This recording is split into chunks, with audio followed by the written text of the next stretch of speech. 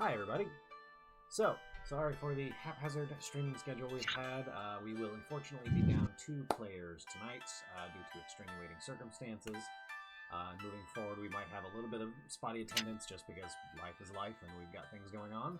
But we are going to press forward with tonight's session, Tales of Tairiku, Episode 12. Hey!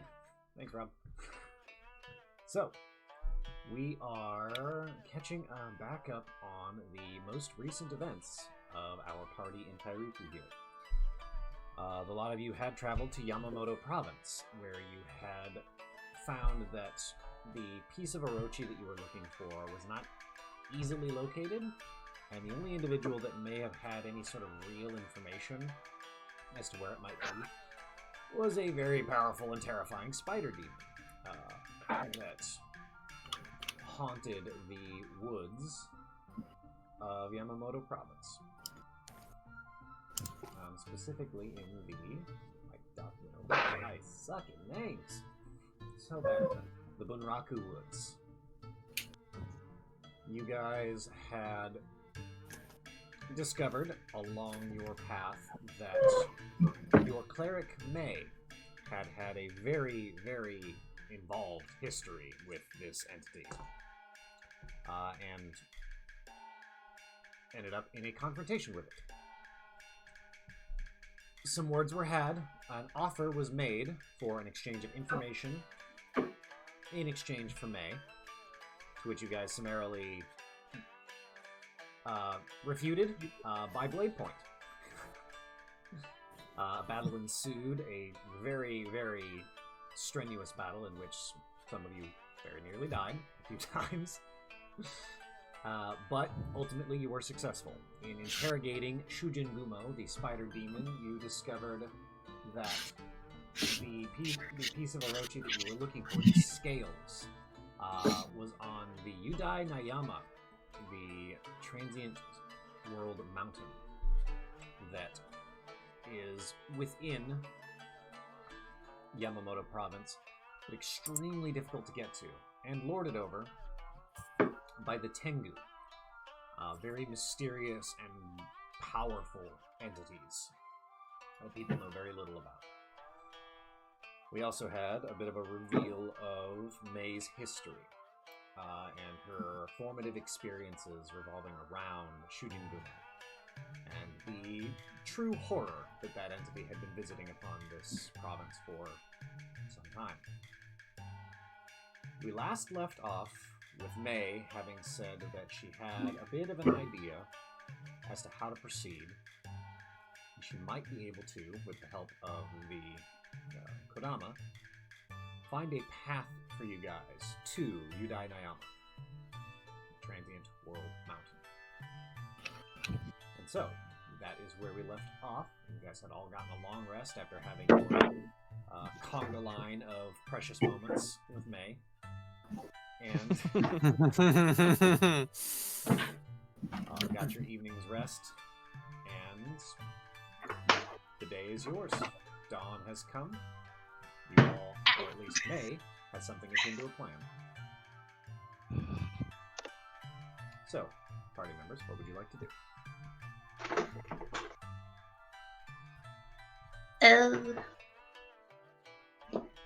I don't have anything other than following wherever May thinks we should go. I have potion making. Okay. You'll be doing your potion making in the morning, obviously, attending to your daily rituals, such as they are. Yes.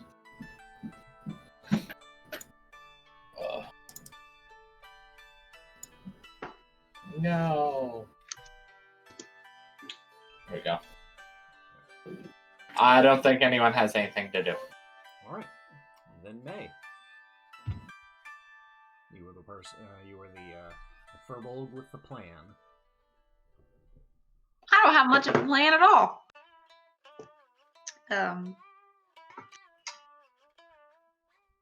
Sorry, lights are light. Well, I guess if none of you have anything you need to do before we go to the spooky place, Kodamas, could you Could you lead us? Could you lead us there? Several kodamas. I should probably cast my spell too, huh? I just thought I'd try without having to do it, but what can you do? I will cast Find the Path. All right. As you casting time on that is what, 1 minute? 1 minute, and the duration is concentration up to 1 day. Okay. So, as you take a moment, putting yourself in your kind of position of focus and prayer, you speak your incantation and ask that the Kodama illuminate your path forward to find the Yudai Nayama. As she does this, you see May focus for a minute, moving her hands in sort of quick gestures that all seem very structured and very well put together. And then, after a moment, you see about 100 feet ahead of you guys, north by northeast, along a trail, you see one Kodama pop up and begin to glow white. Oh! I think we might have the beginnings of our trail. I just thought it was overcooked. Overcooked? You're not cooking them, are you? What are the repercussions of cooking them? I'm not going to answer that. Let's go that way. I swear, if you've been feeding us my own Kodama children, Ugh. Alright. So as you gather yourselves, make sure your last vestiges of breakfast and all those things are had and dealt with. Hachi fastens up the cart, gets everything ready to go, and you guys proceed. The trees, thankfully, around here are not so close that you cannot take the cart, although it requires a little bit of navigating from time to time, impeding your progress a bit. You move at a relatively comfortable pace, you would say, as you progress forward. About every time you reach one of these Kodama, these little glowing white Kodama, another 100 feet ahead of you, another one pops up. And the one that you pass through just kind of fades out of existence. These Kodama are, as evident, pretty much immaterial, so you can occasionally pick them up or interact with them, but very rarely. These ones are not hampered or harmed by your interactions with them.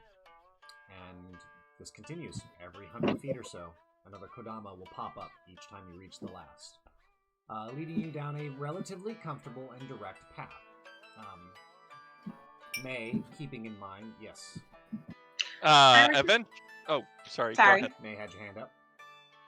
I was just gonna say, for flavor's sake, right before they disappear, May wants to get down on her knees and give each one a little high five. I was also going to say, Yukio, if he can reach them, we'll just pat them on the head as he walks past. Okay. Ray? She's eventually going to start kind of getting the zoomies to chase after the next one. That's adorable. Eventually, Just yeah. eyes. After about half an hour, it becomes sort of a game of who can spot them first, and Ray just kind of dashing from one to one, getting excited, chasing them around a little bit. Do I have eyes of the eagle? Pardon? I'm picturing you doing a pounce on one, but it disappears and then appears right next to you again. And then you pounce on that and then it disappears and appears right next to you again. Entirely within character. Yes. As you travel through, as just kind of a refresher, this is an ancient forest. The trees themselves, although well enough space for you to travel through, are massive. They're immensely tall, rising 100 to 200 feet above your head easily. A comfortable space for you, Lee, as you are able to very easily move from branch to branch, getting up in the higher echelons of these this canopy, which I imagine you are likely doing. Alright. As you guys travel along. And your first day's travel goes very smoothly. You do travel for several hours, and the landscape, although gorgeous, is monotonous for the most part. It is just tree after tree after tree, kodama after kodama after kodama. Occasionally having to lift, shift, or otherwise move the wagon to help along with the horses, which Zavis is able to do pretty easily as the bulky, muscular member of the group. He just kind of lifts the back of it and it'll move its way forward. But your first day's travel, a full 8 or so hours of walking, goes relatively uninterrupted. You hear the occasional call of a bird or the scurrying of a woodland animal, but it is peaceful. Okay, that's you, Ark. I heard Yes. squeaking, and I'm like, why is there a puppy whining in the background? It's okay. There are currently 4 dogs here, so it could be anything. I understand. Were you saying something, right? Yeah, with the whole monotonous piece, Ray is going to start getting a little antsy about that. She has a passive investigation of 23 and a passive perception of 16, Okay. and she'll be spending quite a bit of mental energy trying to keep track of where she is. Okay.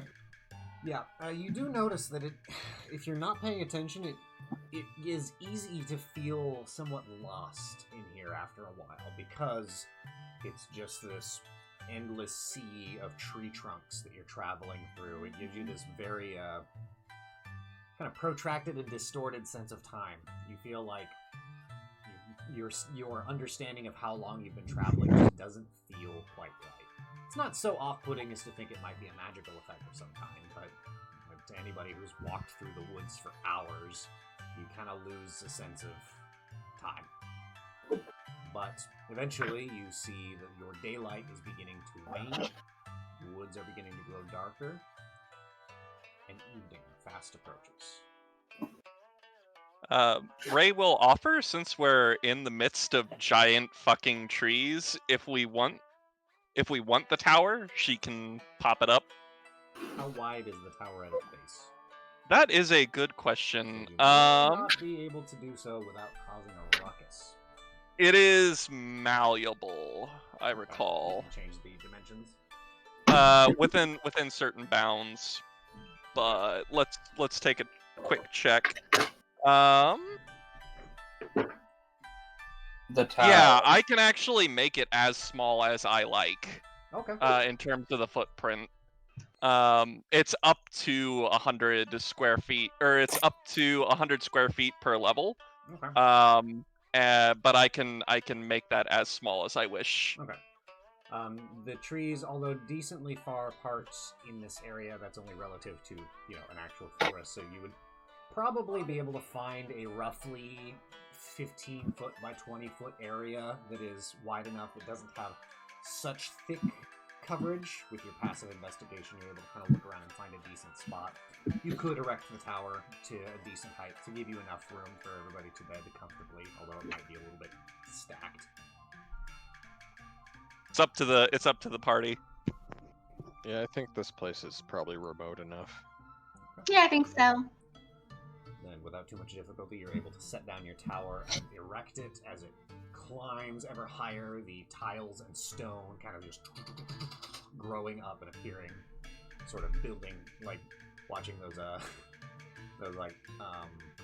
home makeover shows or wherever, where they animate all the little tiles and things sliding into place. Basically how that works, as things just kind of apparate out of nowhere and build upon themselves until eventually you got your sizable and fairly tall tower. Hachi kind of looking at it and going, "Oh, I have definitely missed the security of walls." You don't miss the chance of having some pop-in guests for some fireside stories? Very funny, May. So, should I get started on dinner? Yes. I spent a little time foraging. I was able to get quite a few nuts. I can make a delightful little salad, or That's a lot of nuts. yeah, it is a lot of nuts. I just heard myself echo on the stream saying that's a lot of nuts. All right, then I'll get going on that. You all do what you do, I suppose. Which he begins unloading the wagon and getting everything set up for cooking in a nice little kitchenette that is available to him. I'm gonna go help Hachi. In short order, food is provided, and your evening is yours to do with as you will. So, yes, Art. I would like to pull May to the side. Okay. Easily done. And pummel her. No.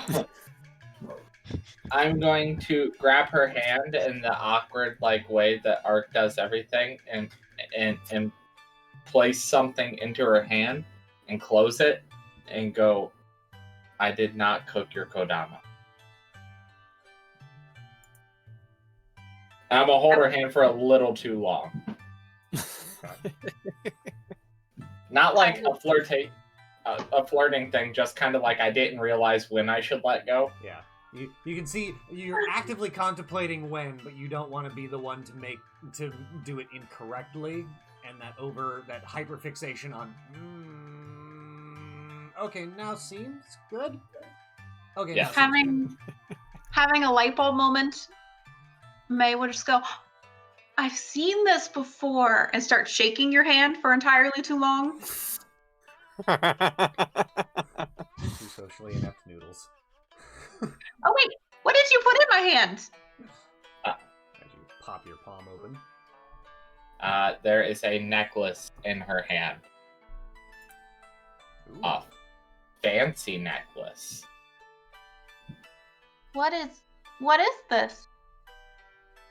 I have, because artificers are really only good for giving things away, given her a preapt of wound closure. Damn, boy, you should have kept that. I mean, remember how many times you tried to die on us last fight? Yeah, but the big problem was when the healer was dying. That's true. That is true. Yes, a down cleric spells bad news forever. Damn. This is gorgeous, Ark. I assume it's probably magical? Oh, I thought you were gonna say I assume it was stolen. Yeah, it's magical. I may assume you would actually eat my friends, but I wouldn't assume you to be a thief. A gourmet, but never a thief. Well, thank you. No stats are involved. Hopefully, with this on, I can heal you even better because we both have a tendency to almost die, you and I. Yeah, somebody's got to heal the healman. That's true. That's true. That'd be a good slogan for like a book someday. Yeah, we should write a book. Yeah, the healman. Can you write? Yes, you can write. I can write. Mama and Papa taught you your letters before you eviscerated them. I can write. My And the blood of vocabulary your might family? be a little limited. Ray's, Sometimes I draw pictures in place of hard words. It's Ray's fine. just kind of like peeking around the corner, like writing. I'll put the necklace on. It's so shiny! No one's ever given me a gift before. Not since I was little. I wish bimbo Thank didn't you. carry such a negative connotation, because we use himbo to describe a delightful yet not necessarily bright individual who is just extremely attractive. And bimbo is supposed to be the feminine version of that, but it's got such a heavy, visceral, venom to it. It's true. Yeah, a little bit. I don't even know what to call it. She's very sweet. I love it. I will shake Ark's hand again, this time using both of my hands and shaking again entirely too long. Thank you so much. I humbly accept this beautifully crafted gift of yours. No problem, dude. All these hand interactions and awkwardness remind me of when Princess Bubblegum made a second lemon grab for lemon grab. And when they met, they would just like start poking each other. Accurate. Parry up. All right. Okay. Anything else anybody would like to do before bedding down? I'll put on my sexy parry up. I'll wait a little while before giving away more magic items. So before I erected the tower, I guess I would have asked the party. It's got 4 floors. Do we want just like 4 bedrooms, or do we want what's up? I'm assuming one of the floors is going to be a kitchen, and then the rest are probably bedrooms. That's fine. I want my own Yeah, room. works for me. Ray's going to sleep in the attic. As you get the various rooms set up as necessary, you each eventually find your way to sleep. Yukio, Yes. I'm attuned. as your sleep takes you, you find yourself strangely aware. It's dark all around. You can see yourself, but not much else, except for a small spot of floor beneath you. It seems kind of featureless, rough-hewn stone.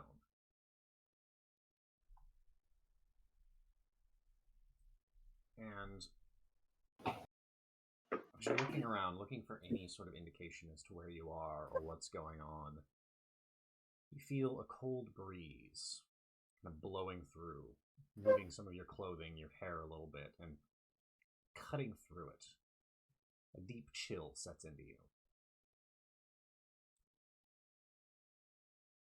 There's an awareness that starts to grow in the back of your head. That you're not by yourself. You can see no one as you turn and look side to side, behind you, up, even down, just this little spot of stone, and you, and the ever-growing sense that you are not alone.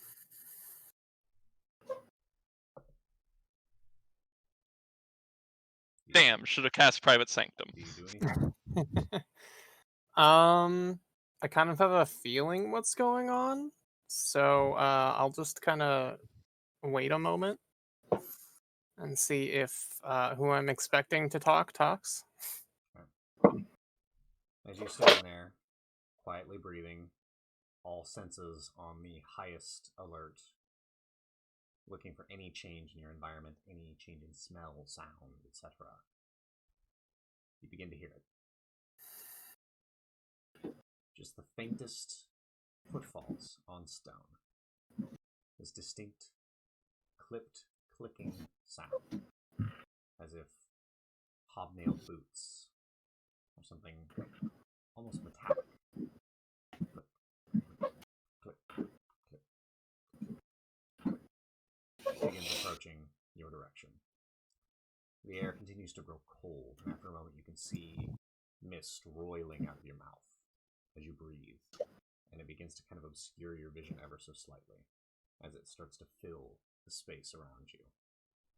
You take deeper and deeper breaths.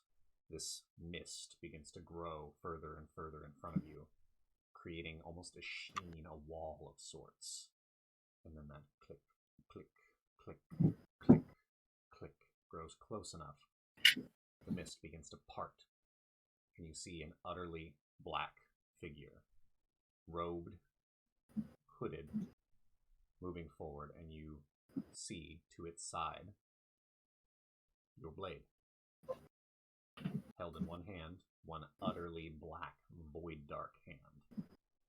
The blade is angled down, not aggressive, but ready. You can see inside the hood this inky black draping shawl that hangs on this form. But as you look and the mist has parted out of your way, you see mist coming from its breath, this heavy, heaving bellow of shaded gray smoke. I'll just lightly bow and say, Master. It returns your bow ever so slightly. And you hear that voice, not crushing and crippling like you've heard in the past. It doesn't assail all your senses at once and try and drive you to your knees. Instead, it is present, conversational. It simply says, "You are doing well. You're growing. Tell me, how is your thirst for blood?"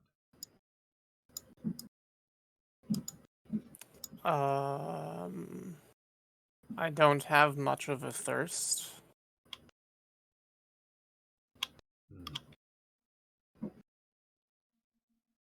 So you don't crave it then? It doesn't keep you up at night? Cold steel swiftly through skin and bone. No.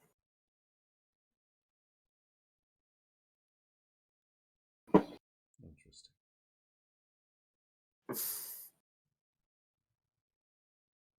Should it?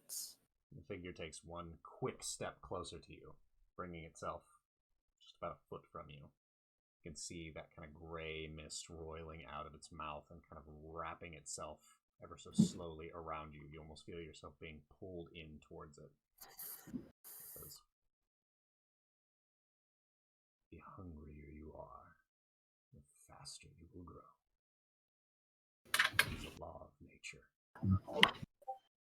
And you can feel the edge of Nishikara slide sort of up the side of your chest, not in a pressed, slicing way, but moves to cross just over your clavicle as the blade is held right between the two of you, and you can just feel the edge of it just pressing in.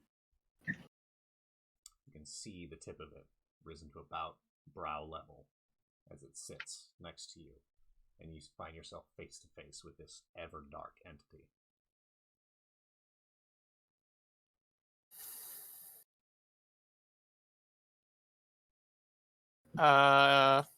He's just kind of struck at the moment, a little bit afraid.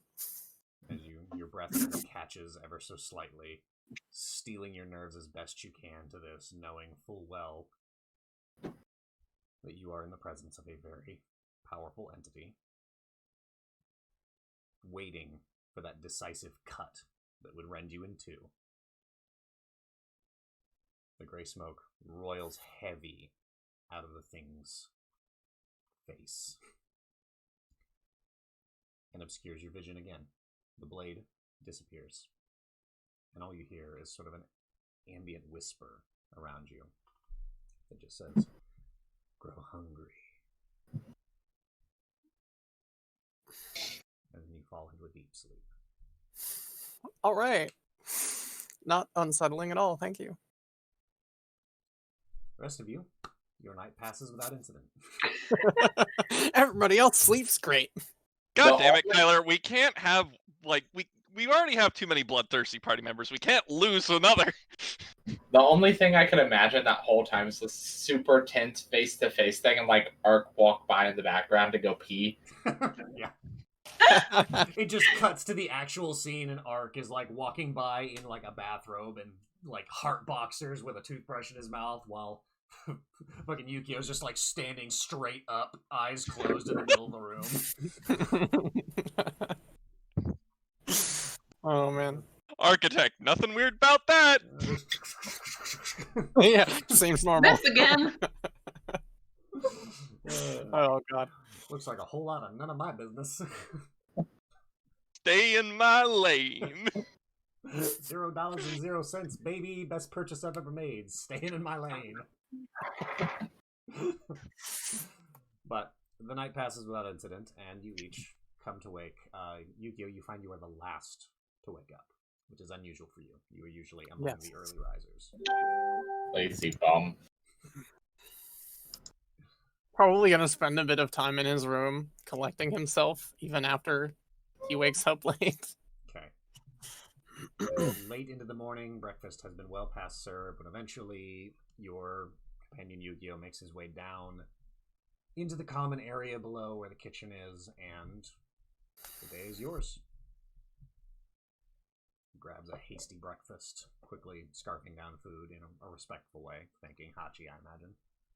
Yep.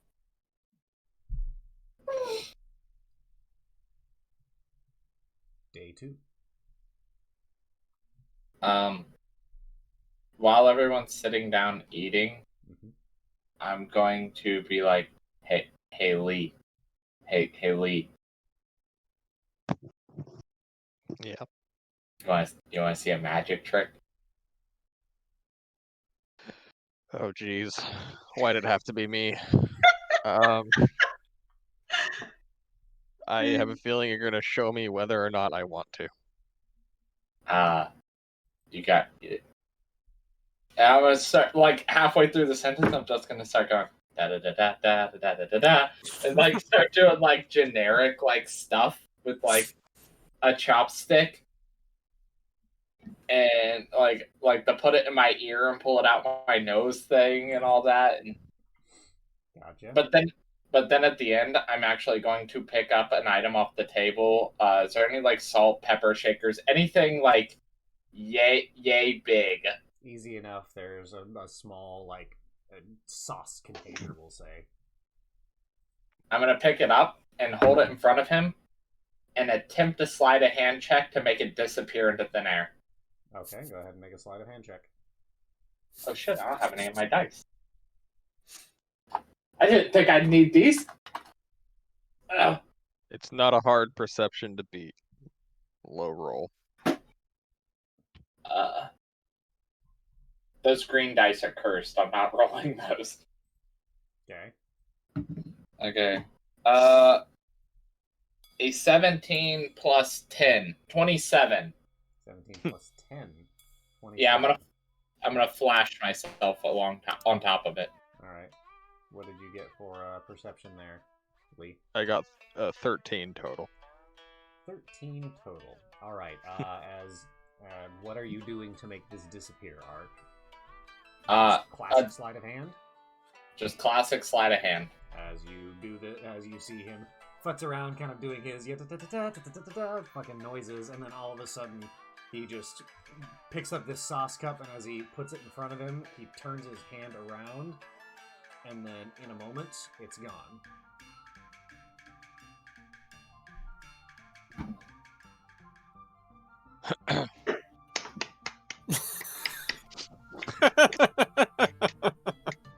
I thought you were just an architect, not an actual sorcerer.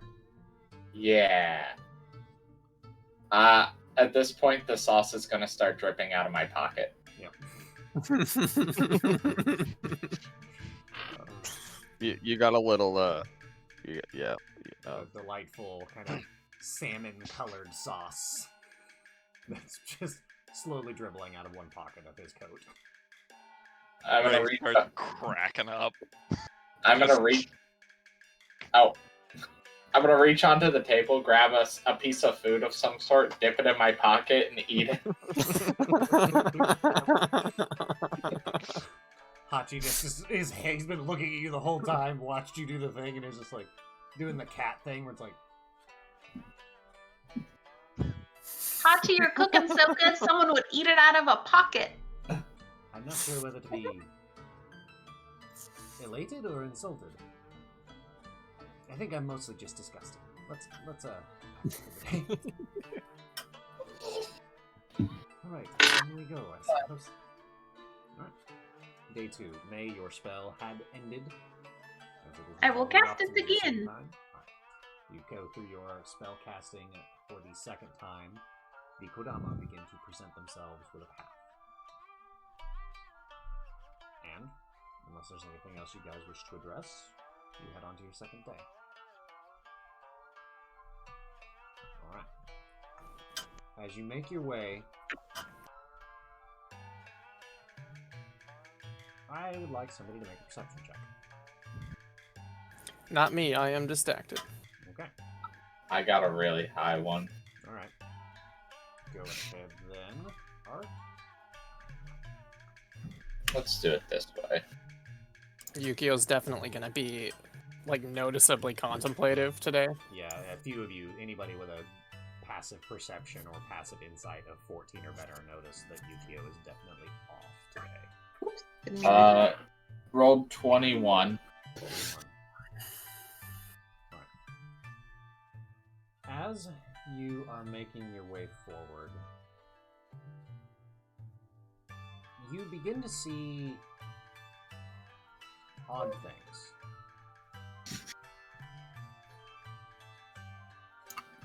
Your pathway that you're following, as the Kodama have been leading you, seems to become a little bit more of a proper trail. You notice old footprints, not things that you can simply dismiss as, you know, an animal or the occasional huntsman passing through the woods, but enough of an actual trek or path that you seem to have found yourself upon a used trail.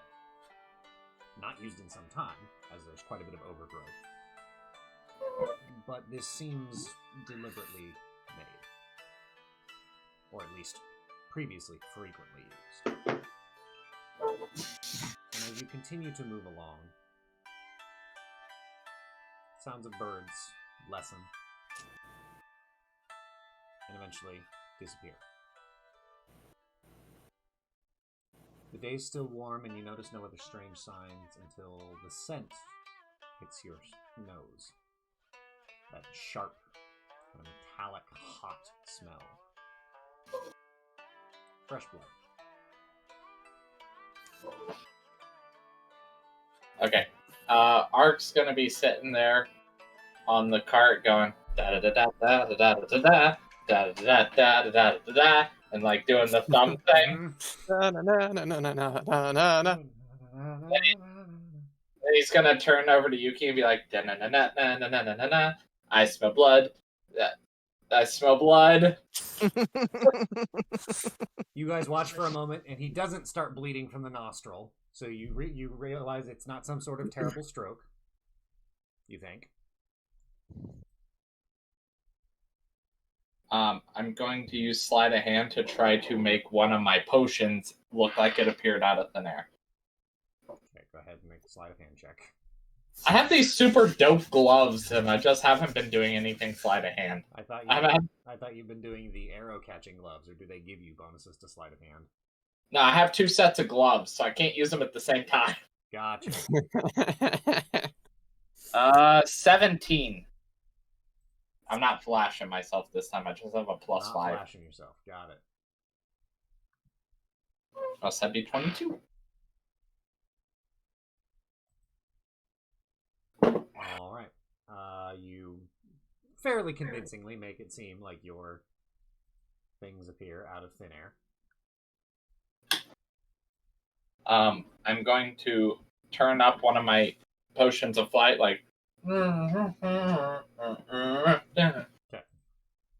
I like this song right now, so I'm just kind of do.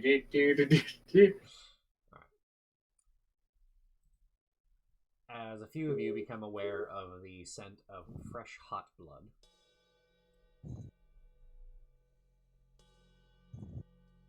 I would like, if anybody would like to, make an investigation check. Sure. I was also flying up into the air, was the point of the. Okay. Yeah. So. I think I'm also gonna go ahead and cast Fly on myself. Okay. Oh, I was hoping the smell was part of Ark's act. Oh. I got a 23 investigation. Okay. With the 3 of you, 2 of you taking flight, 1 of you having a high vantage point anyways because of the trees, you easily locate the source of this. You find, looking around, a massive boar, like one of the ancient large boars of old times. This animal probably 20 feet from nose to tail. and you see that it is dead, and freshly so. Huge, huge bite marks in the side of its neck. You can see evidence of a horrid purpling that's occurred around the bite marks, as if a dangerous venom of some kind has been injected into it.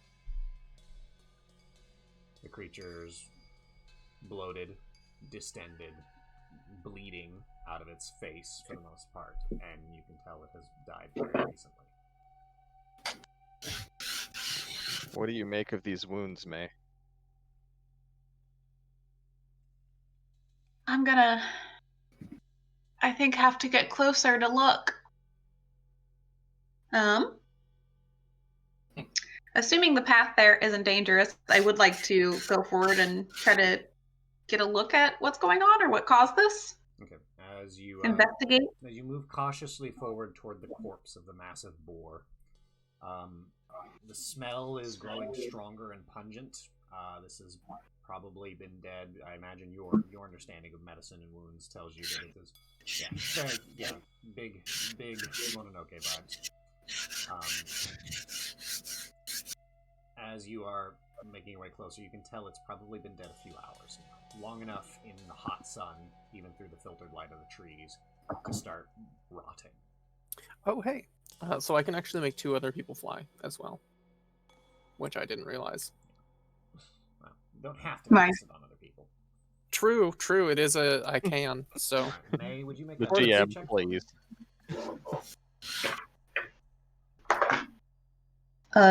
22. 22. As you are inspecting it carefully, and looking at the placement of these puncture wounds in the thing's neck, you imagine a mouth on a creature roughly, I'd say, 1.5 to 2 feet wide.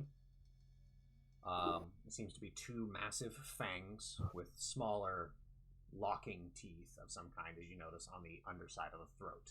2 smaller, kind of digged in puncture wounds, as it seems something bit and grabbed. Clearly the purple around the 2 larger, you presume, fang punctures indicates a very, very toxic venom. Whatever bit into this thing was very sizable. You've seen snake bite wounds similar, but this is far bigger than any snake you've ever seen. And you don't know of any ones that are A, this big, or B, would cause a body to rot so quickly. Although necrosis is a common thing with snake bites. I will relay that. Okay. Sorry, go ahead. I would say it's like a snake, but I don't think snakes get mouths this big, and if they do, I don't want to be correct. Am I aware of any massive, fanged, incredibly poisonous creatures? Venomous creatures? Make an Arcana check. You got it. Oh no. I love having Oof, that's a encyclopedic 9. characters. A what? A 9. I rolled really poorly. A number of things come to mind, none of which strike you as likely common to this area, especially one so uninhabited. Snakes and snake spirits are far more common in urban environments, so... Is there any sort of, indication of where the attacker might have gone afterwards? Make a survival check. See if you can pick up any tracks. Let's get better rolls, because my survival is duty. Yes, 13. 13. As you are looking around, you see a number of different animal tracks. Nothing that comes to, or nothing that indicates anything major, but no, you don't really see any. Don't really see anything, unfortunately. Looking around, you're not familiar enough. Okay.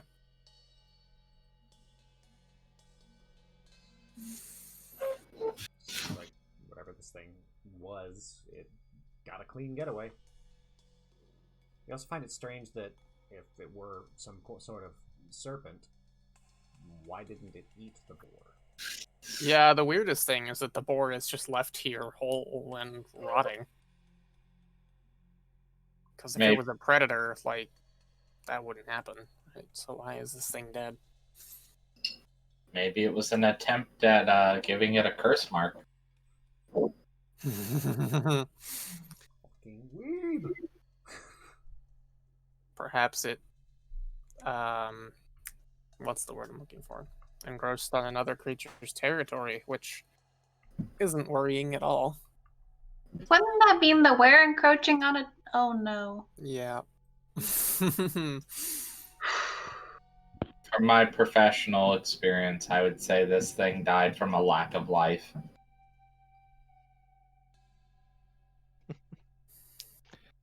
Unless we want to do the same, I wouldn't advise being in this lack of life area.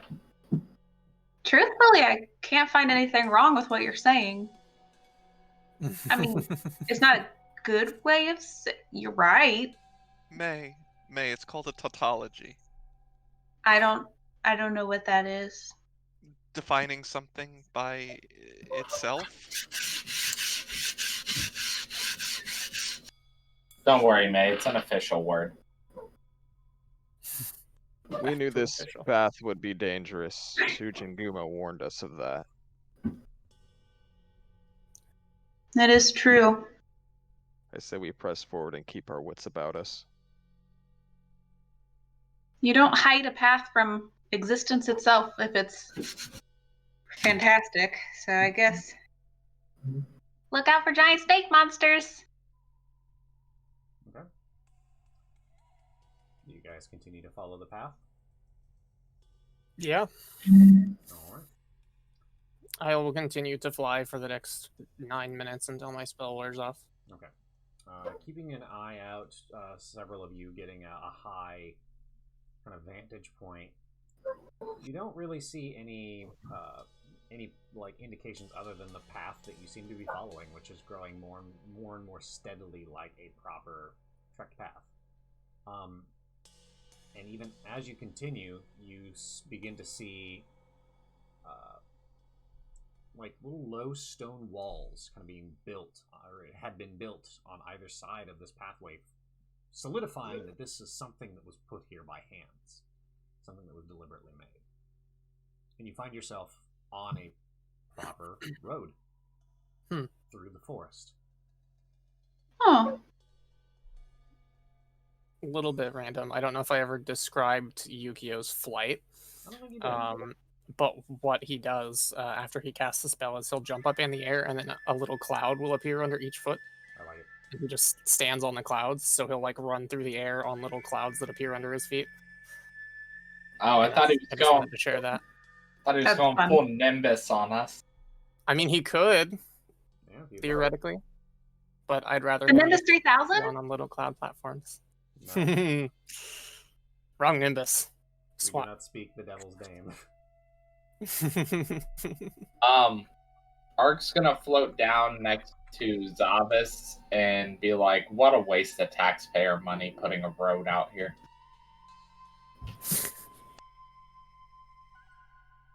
Are there taxes in Tairiku? Taxes in Tairiku? No.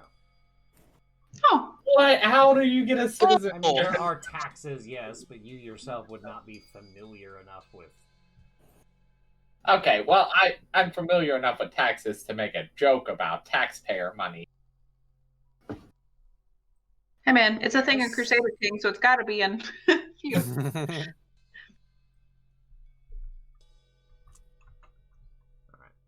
As you guys are.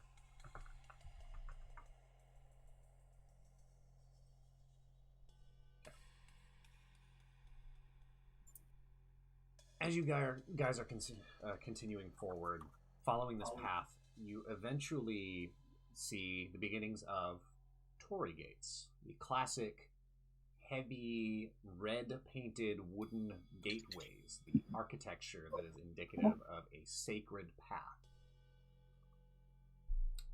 usually used to mark the roadways towards temples.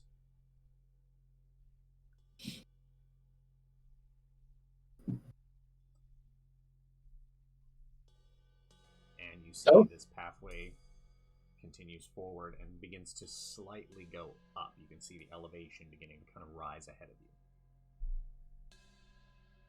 So I guess in history, I just want to know what my character would know about this particular mountain and what all would be involved. Politics, whatever. Make a religion check. Ugh.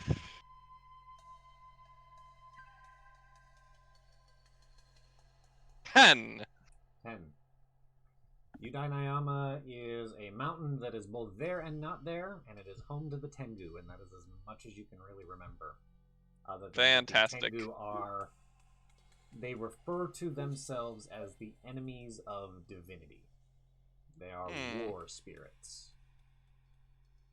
That's as much as you can shake out. They sound peaceable.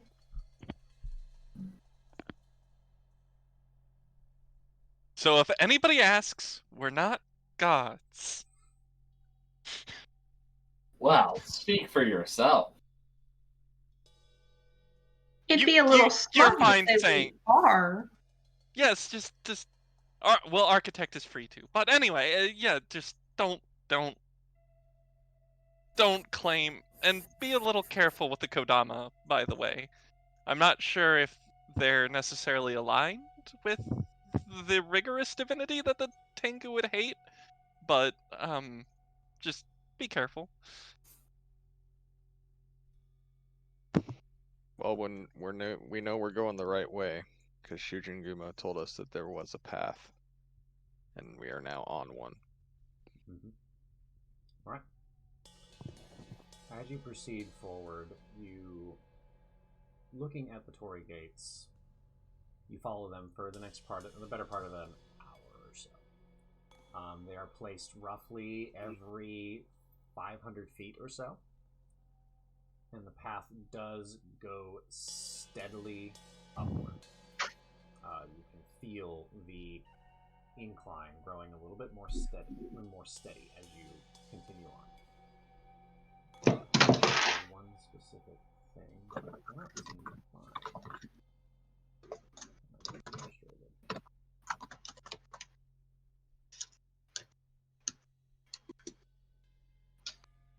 Anyway, not the biggest deal. I'm trying to remember the name of a creature that I thought I wrote down, but apparently did not. You don't need to know any creature names. It's fine. Uzo. No, Make it's it fine. up. Make it up. I don't want to completely dishonor the history of Japanese mythology, though. That's fair. I mean, I kind of shit all over Greek mythology in my Greek-themed game, but that's... I mean, that's okay. It's great mythology. We've had an oversaturation of that. Greek mythology deserves it. Yeah, right. A little bit. Little bit. I mean, literally the name of the game is Kill Zeus, Fuck Dionysus, or something like that. God of War. I like Dionysus. Yeah, he's pretty Exactly, good. that's why you're fucking him. Oh, literally. Okay, yeah, okay. Yes. Actually have the sexy time with the Dionysus. Why can I not find this? I had it just a minute ago. I'll be right back. Apologize for this slight delay. Noise. Ready to go, and You will not be forgiven. A show I was watching recently had Bacchus in it. Not Dionysus, but the next best thing. Bacchus is great. The ripoff. Yeah.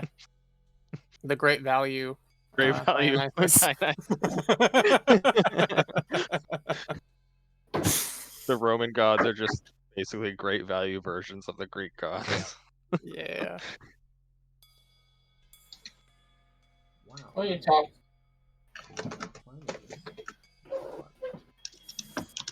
What are you talking about? Everybody always talks about the God of War. Mars. Ah, yes. Mars. Alright, I am just...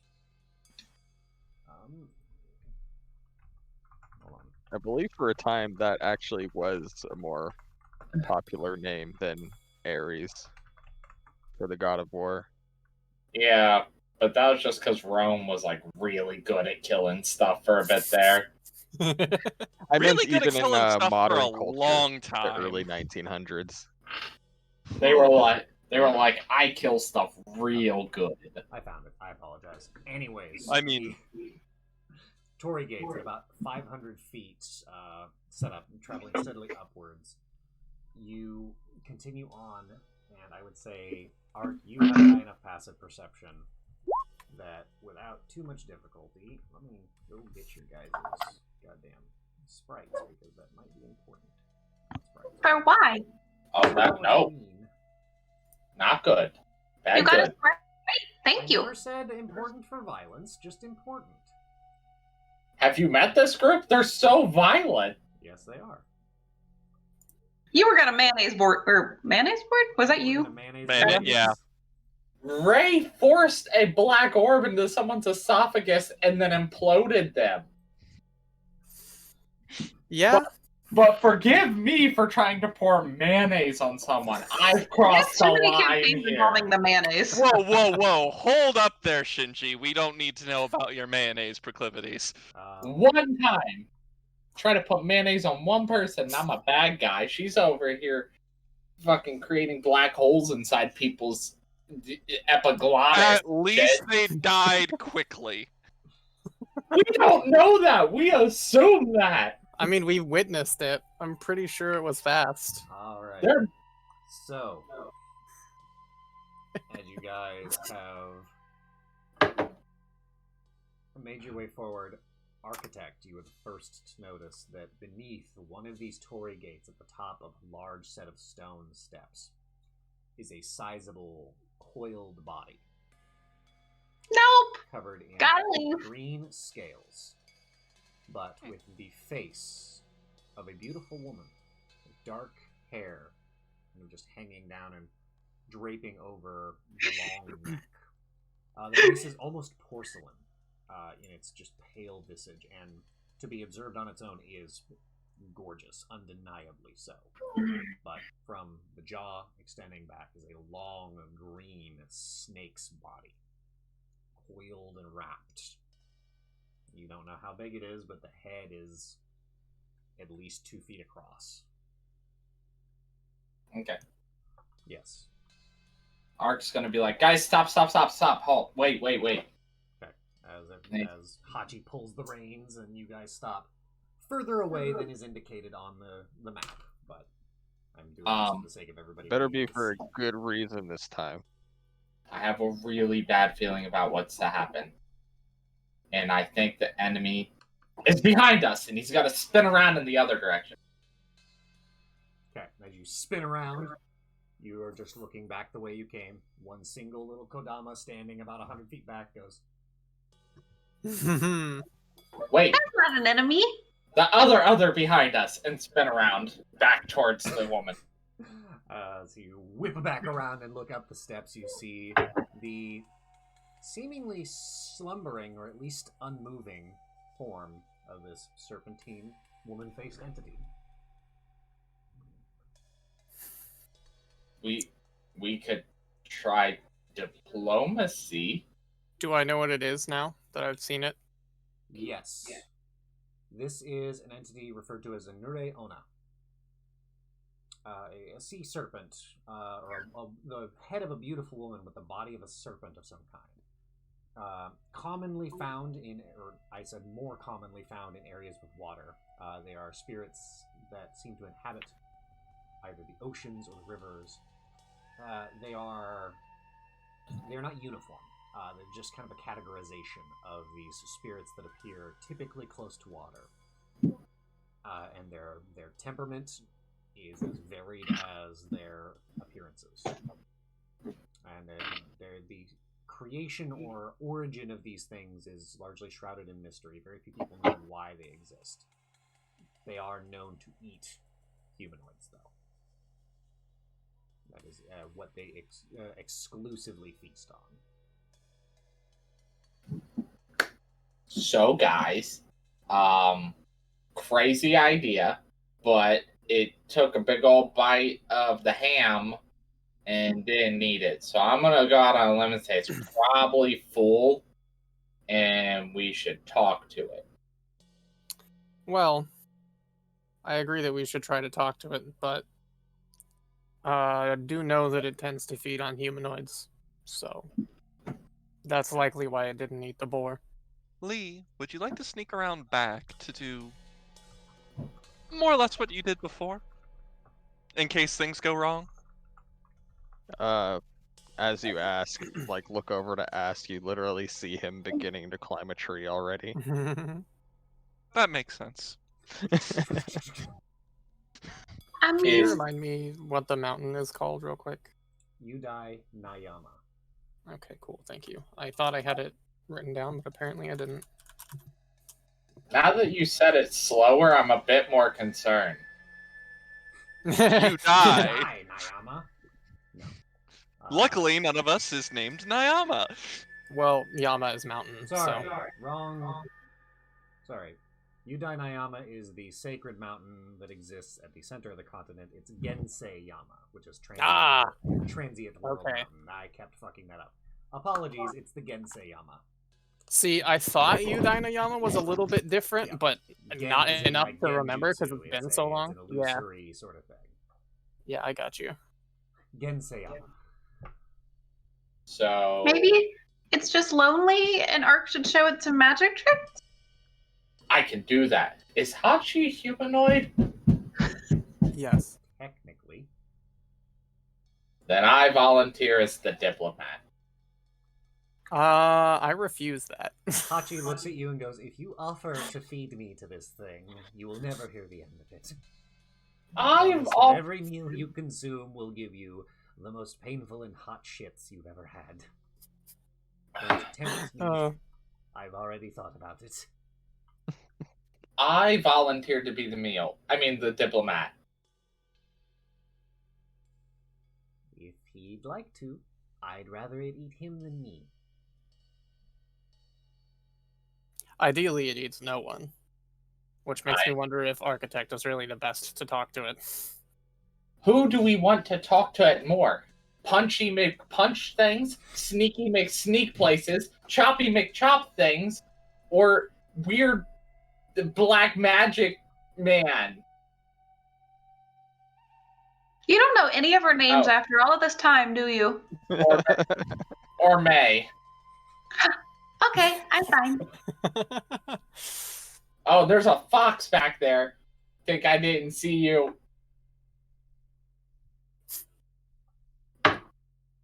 Who would like to approach this entity?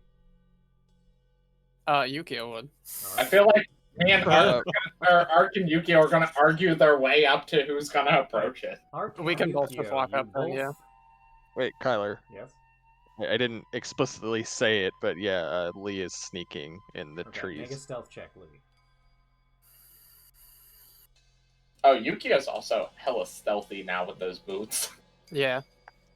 You literally make zero noise. I'm Killua now. Yeah. Sorry. Killua, as in Killua from... Killua Zoldyck from Hunter x Hunter. Right. Fucking right, love right, Killua. right. His feet literally never make sound the entire anime. He is that quiet. Killua deserves better. He That's do. all I'm gonna say. I mean, he's gotten pretty good from Gon, apart from He last deserved- bit. But anyway. He deserves so much better. Alright, I am 25 sneaky. Alright, you are 25 Yeah. sneaky as you make your way up into the trees and are gone. Alright. Yukio and Architect, as you guys kind of trudge forward, Architect trying to argue with Yukio about who's to approach, and Yukio very deftly ignoring him. The two of you make your way forward until you are about 50 or so feet from this entity. The form itself does not shift, but one eyelid opens up. It seems to shift for a moment, the slitted pupil taking a second, and then focusing on the lot of you. Specifically, you two first, and then flicking to see and clearly looking behind you, and then back to you as it lays there. You are about 50 feet from it. Okay, and this is a spirit, right? Spirit being Or the like a loose yokai. term for an entity that is not.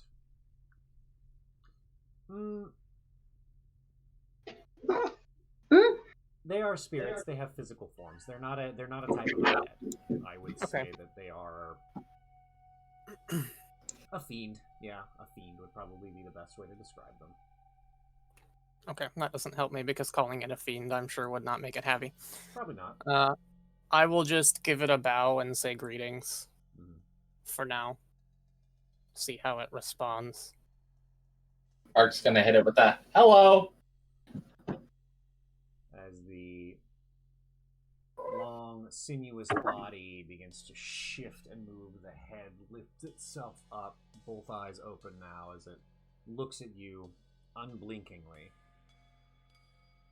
Kind of moving its head back and forth between the two of you. You can see the mouth is kind of broad, I would say. Very wide-mouthed entity. Still a very beautiful face, but definitely you can see the underpinnings of the serpentine aspect to it. It kind of moves back and forth, its body kind of uncurling, and you can see this thing is pretty sizable. You guess it's probably 30 or so feet from end to end, and pretty sizable body. Its body probably thicker around than either one of you, with the head, of course, being massive. Kind of moves and looks back and forth, and you see the tongue just very lightly flicker out of the mouth, almost as if it didn't happen and you were just imagining things. Does it seem like it's going to give a response, or it's just waiting expectantly for us to say something? Seems to be waiting. Okay. Okay, go ahead if you want to say something, I guess. Of course, Ark wants to say. Ark's gonna be like, hello, I'm Ark, I'm the diplomat, this is my assistant. Hi. We seek passage to the Genseiyama. The entity begins to slither forward. Moves about 20 or so feet. You see her body unfurl as the Nure Ona makes its way closer to you guys, kind of lifting up and looming. She opens her mouth, and you hear a very light and feminine voice emanate from this unsettling entity. And why is it you wish to pass into the Genseiyama? We have received a holy quest to rid the world of the pieces of Orochi.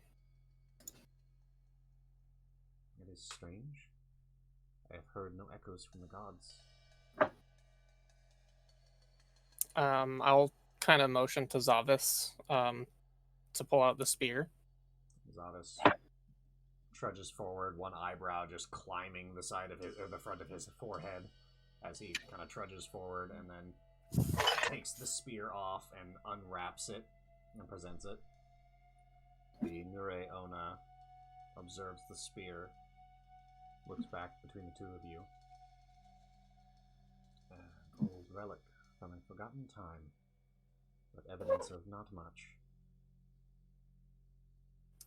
Unfortunately, this is all the proof we have. We were visited by Ieyasu himself and given the mission to seek and destroy the pieces of Orochi. As of now, we have rid the world of 2 of them, and have reason to believe that a 3rd is on the Genseiyama. She begins to slither forward, closing the gap between the lot of you. Yukio will stand his ground. after last night. He's okay, I think. Art, are you staying put? Oh yeah, Ark's derpily enjoying this. Okay. Would she know the spider demon dude? You have no idea. Okay. Ark's gonna be like, oh, I might have some other proof. Okay. Ray, what are you thinking? Ray is holding an action if she attacks one of my allies, I'm going to cast Gravity Well as far as I can behind her to yank her back. Okay. So you are being wary of that and just readying. Yep. Palming Yep. your little black pearl. If anybody is attacked, it's getting let loose. Joint. Alright. Architect, you mention having some kind of evidence.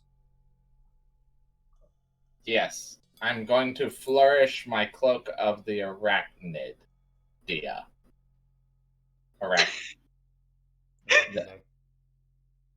I was just making sure the DM remembered how it was pronounced. Arachnid. The spider. As you flourish your kimono, her head turns your direction, and she begins to slowly circle you. Not taking her eyes off you, but making a wide arc around you until her whole body encircled the two of you. I was about to say, she's circling or coiling us. She's circled around Yes. you. She isn't coiling. not in a restricting Not yet. or constricting sort of way. Not yet. But she is ringed around the two of you as she has looked you over. She says, I ask again, and I expect honesty. The gods have not spoken or echoed, not to my ears. Are you truly here to destroy the scales? Yes, we are Yeah. truly here to destroy the scales.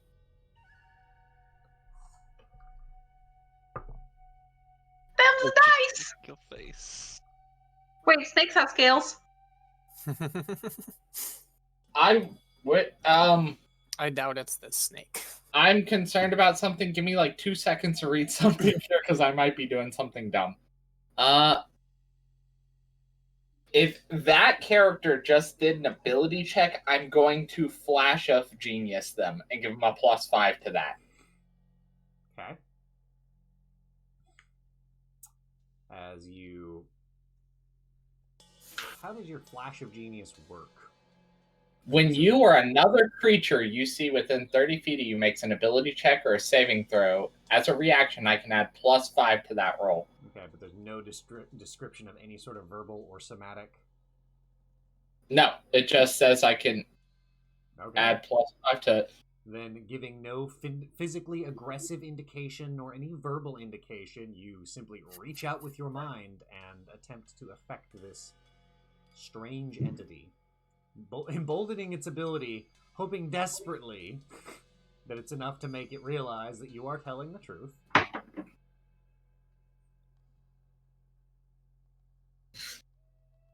She very quickly moves in to get face-to-face with you, Ark, looking at you, both her eyes huge compared to you.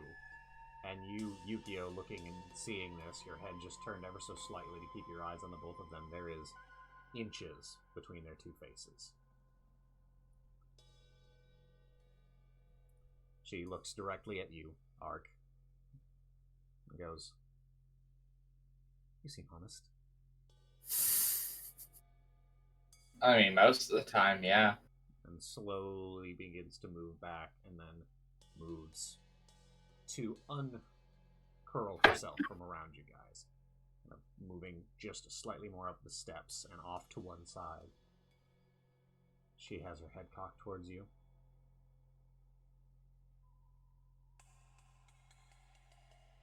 And then looks back up the pathway, and you can see it continues to travel up. And as you look up the pathway, you did not see this before, but you are at the base of a mountain. Hey. Huge, tree covered.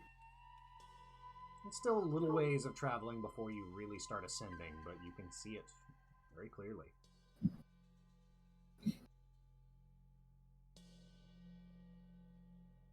Yes, Ark. Oh, I thought Rob was also raising his hand. Okay. I'm gonna lean over to Yukio and be like, that snake made a whole ass mountain appear. I need to learn that magic trick. I don't believe the snake made the mountain, but if that's what you want to think, more power to you, Ark. I mean, did you make the mountain? Because otherwise, you can't really speak on who made the mountain. I believe the gods made the mountain, but okay. Okay. She has moved off the path. I want to bow to her before our interaction ends. Okay. Just She a respectful inclines goodbye. her head slightly to you. Ray will be, yeah. Ray will be extremely formal as she passes. All right. Ark wants to hang back, like towards the back of the group, and as everyone passes, he wants to turn to her and be like, "Can we be friends?" You see her face turns towards yours, and that beautiful female visage immediately splits into this wide, wretched, grinning face with elongated fangs, her jaw expanding into some terrible facsimile of a smile. She goes, "No." Oh, I love it. oh, okay. Well, you're my friend, even if I'm not yours. Bye. Move along, quested one. Okay. And with that, you guys continue forward. As you pass through this torii gate, the air grows cooler. The breeze is heavier. And the smell is distinct, but indeterminate. There's a different air here, to the best of your understanding. The trees rattle constantly, their leaves brushing against one another with the persistent breeze. And all around you is this consistent white noise, this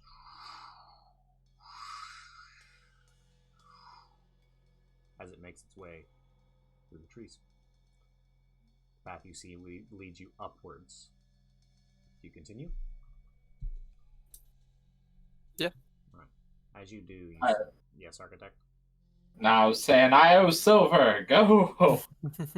As you continue forward, you see the stone structures, the pathway, the small walls begin to grow more frequent, more complex, and there are more of them.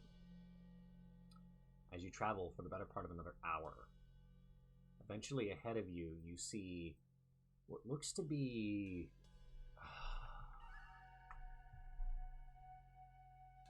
you're familiar with what a graveyard is like in these areas. Lots of small shrines and monuments, but this one seems to be properly built with walls and architecture around. And you see a heavy-cut stone pathway, stairs leading up and into it to sort of a flat plain where all of these little shrines and grave markers exist. And as you are approaching, you begin to see paper talismans, about, yay big, scrawled with markings of some kind. You see just a couple, and then a few more, and a few more, as they grow ever more frequently as you enter this space, until when you are standing at the threshold of this graveyard, every stone surface is covered with layer upon layer upon layer upon layer of talismans.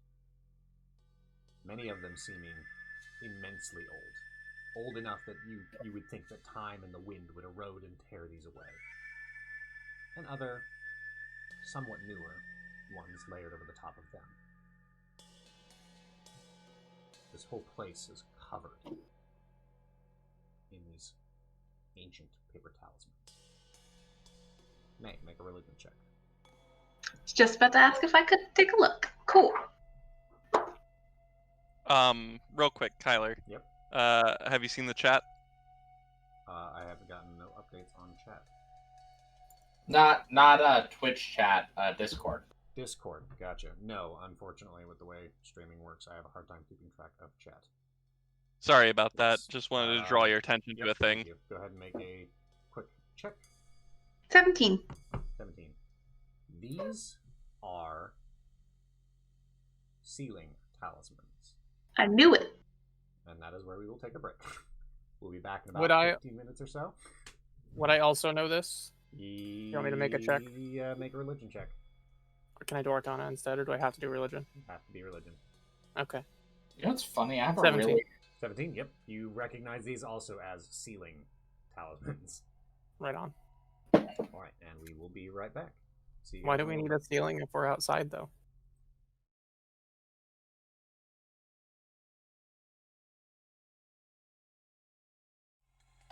Hey everybody, we're back.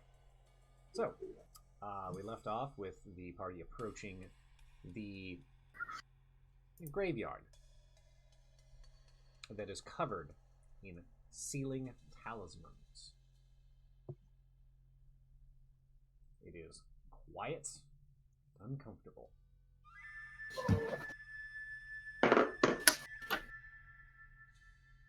And you stand right within the threshold of this place. You can see, looking around, the various shapes of these old stone structures, many of them just small, simply constructed shrines, as if to honor the dead in some fashion or another. And looking around, there are dozens of them. And they are all heavily covered in all of these sealing talismans, these papers, laminated, it seems, all placed vertically for the most part, although some are kind of at an angle to wrap around things. It seems like every bit of stone that could be exposed has been covered by this paper. And the path, you can see, kind of winding forward through. You see another couple of archways that lead towards the other side of this. Feels like we're getting close to the Tengu. Definitely. Alright, so I'm gonna pop Detect Magic. Okay. What all's going on around here? What's going around on these parts? As you cast your Detect Magic spell and begin to kind of look around, you get the immediate kind of rush of sensation as you see that each one of these talismans is enchanted. The vast majority of them that you can see are abjuration magic. Okay. There is also a prevailing sense of necromancy. It seems to be deeper beneath. I don't love it. And you also get a few faint hints, I guess, of transmutation and divination magic.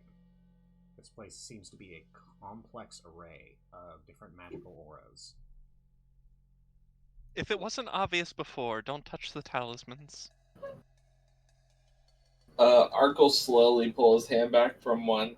Yeah. I say this almost exclusively for your benefit. Hey, that's no way to talk to Yukio. I'll just give Arca a sidelong glance. Yeah. Alright, you guys proceed forward. Yes. You begin walking. Yes, May? Never mind. We're good. Continue. You begin walking. Your steps echoing throughout the space. There are no sounds of birds, and the sounds of the wind through the trees seems muted somehow, as if hearing it from within a room, as if like through closed windows. Yes, Ray? Getting progressively more creeped out. Ray is going to cast Longstrider on Yukio. Your speed increases by 10 for an hour. Okay. As you guys are continuing to move forward, Ark, you're the first one to hear it because you have far and away the highest passive perception, but after a moment, everybody else hears this very kind of low.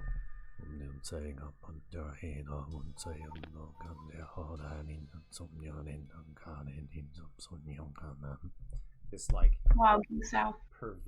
pervasive, almost rumbling chant, and you hear it coming from multiple directions as it begins to grow, never growing any louder, but growing more numerous around. And as you guys step towards what you presume to be the center of this graveyard, you see some of the talismans begin to move and start moving towards you. As they move off of their surfaces, as if through some kind of illusion or portal of something, you see, I don't want to say faces because it's not the right word. You see heads and the bodies of humanoid shapes. Their legs crossed and tucked up underneath them, each of them floating roughly 2 feet off the ground. Their hands clasped in a tight prayer-like hold. As they move forward, the talismans hanging in front of where their faces should be. Strange, kind of tall hats sitting atop some of their heads, others having wide-brimmed hats that shade their faces, but all of them, their heads covered in these talismans, these just straight vertical hanging from just above the brow, straight down, as you see 3, 10, 25 of them all make their way in a circle and stop about 10 feet from the lot of you, ringing around you, all continuing this chant. Their clothing is old, moth-eaten, tattered, but seems to be priestly or religious in some fashion. They wear sashes and large beaded, like, you would say, like, I guess, sashes or, like prayer beads like you would see on like a Buddhist monk. Heavy, round wooden beads crossing their torsos, several of them wrapped around their hands. You see they're all carved with these intricate symbols. And you see several of them, in addition to the talismans on their heads, you see a couple sticking off of their bodies, hanging, giving them this unearthly, trailing appearance as they move their way in towards you guys and stop about 10 feet from you. All of them this layering kind of prayer or chant filling the space. Yes, Ark. Ark, sensing the impending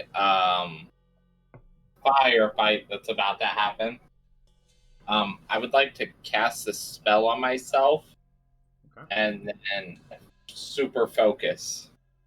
I want to cast Enhance Ability on myself. Okay. Owl's Wisdom, Okay. to give myself advantage on any of my wisdom checks. And then I'm going to focus as hard as physically possible to see if I can root out the source of the original source or the primary source. Okay. You go ahead and make a perception check. Ray? Is there a spell being cast on us at this moment? Not that you can tell. Okay. Feel the effects of any magic. These entities have simply made their way out of the graves. Out of these little shrines, seeming to just sort of apparate and shift into reality. Are these part of the talismans, or are these necrotic? It's hard to tell. Even with your detect magic, there's so many auras kind of layering upon themselves, you can't tell what is sourced with what. 18, 25. I'm going to... I got an 18 plus my 7 perception, plus I'm going to flash myself, so 30. 30 perception as you took a moment, used your a small set, a small like clockwork piece of device as you put it up on your ear, and it flips out a couple of lenses in front, and it has like a little like trumpet shape on the side, and you kind of hold it up and are just turning and looking. You pick out fairly quickly. There is one of these, we'll call them monks, not in the like martial sense, but religious.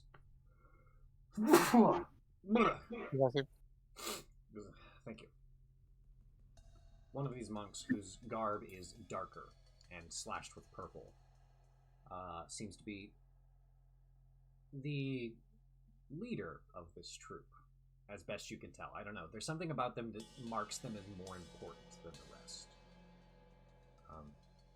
As it has made its way and is directly between your guys' path forward, or directly in the way of your guys' path forward. But you just detect that that is the one that is key in this circumstance. And you continue to hear that.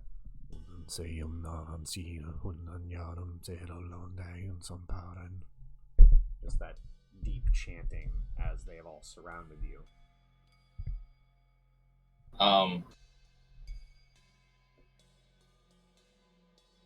Can I... How far away from them are they? They're about 10 feet from all of you. And what about Purple Boy? 10 feet. He is within the ring. He is one of the individuals in the ring.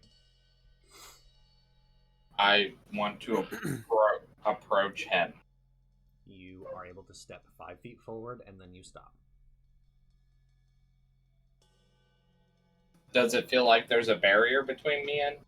Or... It feels like you cannot take the next step that would make you get any closer. Try as you might. Interesting. Can any of us recognize the chanting as to like what it is? Make a religion check. Ray. Does Ray notice that the architect physically cannot go forward? Yeah, it becomes pretty apparent as he goes. He steps and then stops, and his head twists in kind of like a sort of puzzlement way, and he looks down at his feet, looks forward at you guys, takes like a very small, cautious step backwards, and then goes to step forward as if like at a full stride, and then stops short. Okay, fine. I got a 14, by the way. Misty Step. You get to right about where the architect is. The teleport doesn't get me out of... Correct. Okay. As you get to right on that edge, and then you just feel... It's weird. You know this is some sort of magic. It is not arcane. You would have been able to deduce that if it were. Yukio, in thinking about this, you're not exactly sure what's going on here. These are clearly spirits of some kind, and it seems to be the spirits of holy men. And you're unsure why they are barring your path. Okay. May? Before we jump to doing anything violent, I would like to stay in place, drop to my knees, and try to speak with dead. Okay. How long does that take to cast? One action. One action. All right. You have the materials, I take it? Yeah, it's just burning incense, so I'll take out some incense. You see May, she kind of gets a look on her face, drops down to her knees, and then setting within the cobbled stonework of the ground, she sets a couple of pieces of incense down and lights them with her flint and tinder. And you see the smoke begin to fill the space and kind of trail lightly upwards. And as it does, it moves up and then takes like a weird, like hard angle out and seems to kind of spiderweb its way, which unsettles you for a brief moment, given your recent experiences. But spiderweb its way out and around to kind of swirl around these entities, kind of ringing them. And May, go ahead and ask your questions.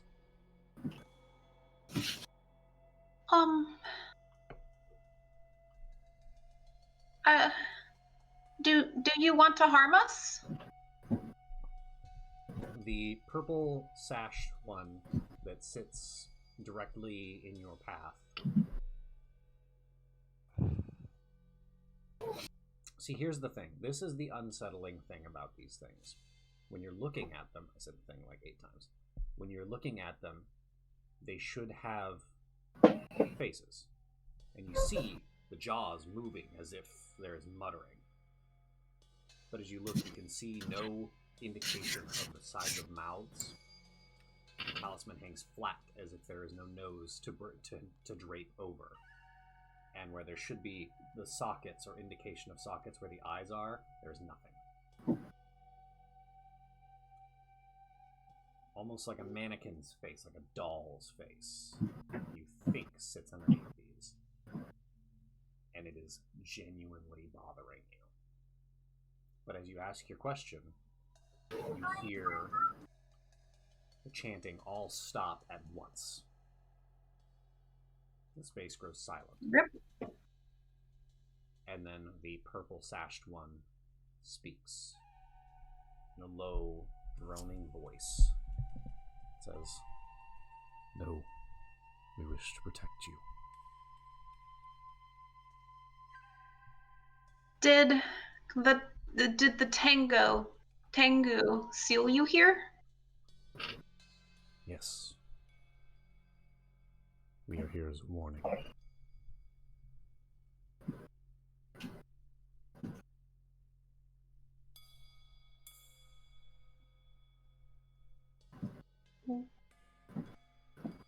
What are you warning us about? Priestess, the Tengu are your enemy.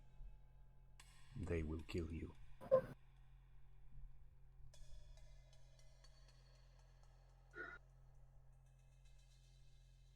Is there any way we can free you? Our souls are bound here by powerful magic. I doubt there is anything that you could do to release us. And furthermore, I would ask that you don't. We serve as the last line of defense to wayward mortals.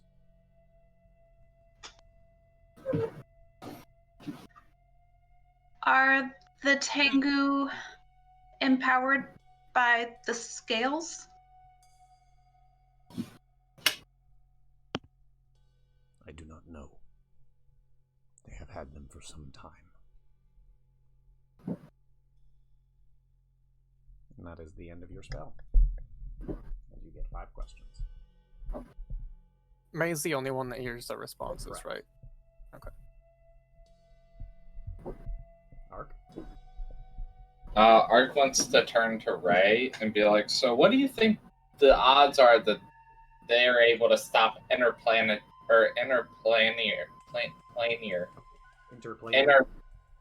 travel?" I can.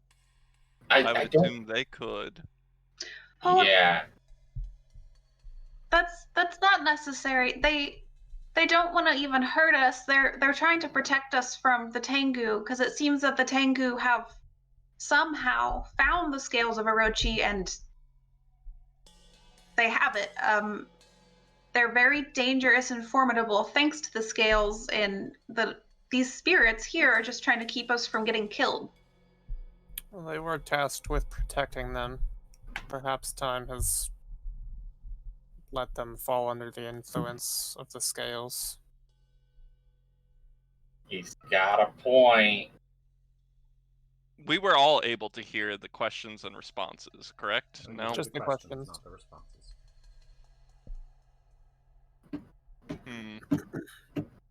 It's hard to judge one's insight of people who aren't actually alive anymore, but they did sound genuine. I mean, I know you can still fall under power and...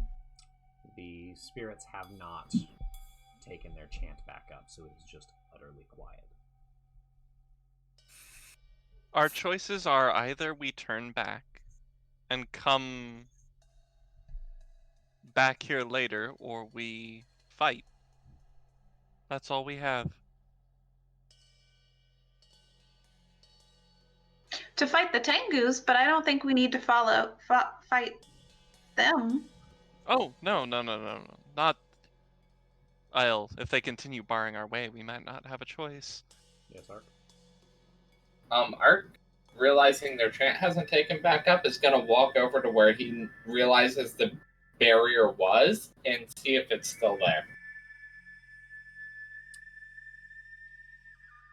As you step forward, you're able to get within touching range of this entity, this spirit, as it sits. Featureless face, covered with a talisman, not moving or reacting to your presence. You're able to get right up next to it. Hey guys, what do you think would happen if I took the wallpaper off of its face?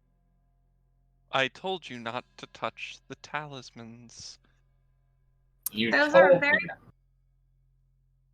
very powerful sealing talisman. I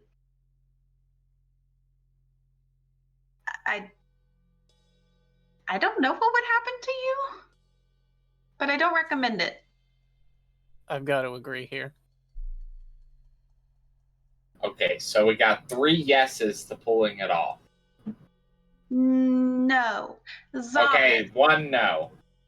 3 no's. Zavis, can you take out your spear? Okay, I don't know why you keep asking me to take my spear out, but whatever. I'm much better with my sword, but okay, fine. He grumbles and takes the spear out and unwraps it and presents it.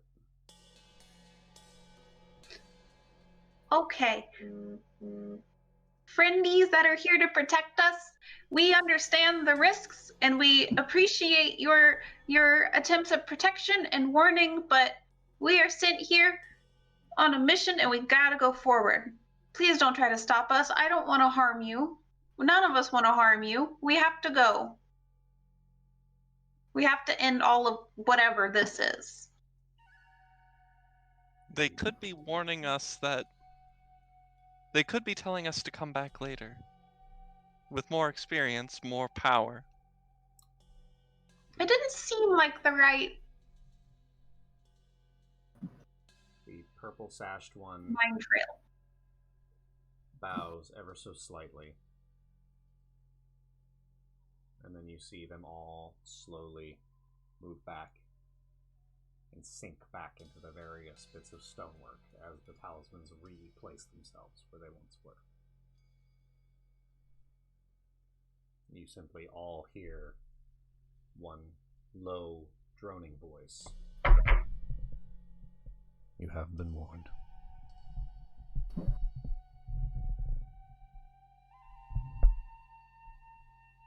And again, you hear the air, the wind kind of blowing through the trees around you. Clearer now. Not as if you're hearing it from within a room. How arrogant are we? Ray is super arrogant, but even in her mind, it's like, okay, whole bunch of really fucked up monks showed up and went, hey, maybe no? I'm definitely concerned because the Tengu were already extraordinarily powerful. If they've now become empowered by Orochi, that's very worrisome. How do you know these things? I mean, one of us knew about the Legend of the Mountain, right? Well, Tengu yes, and why but they were no, here. the I guess Ray is curious about the having never really studied the Tengu or having come across any information about them, wondering how you specifically know about the Tengu. Gotcha. I'm guessing I would have learned about it in my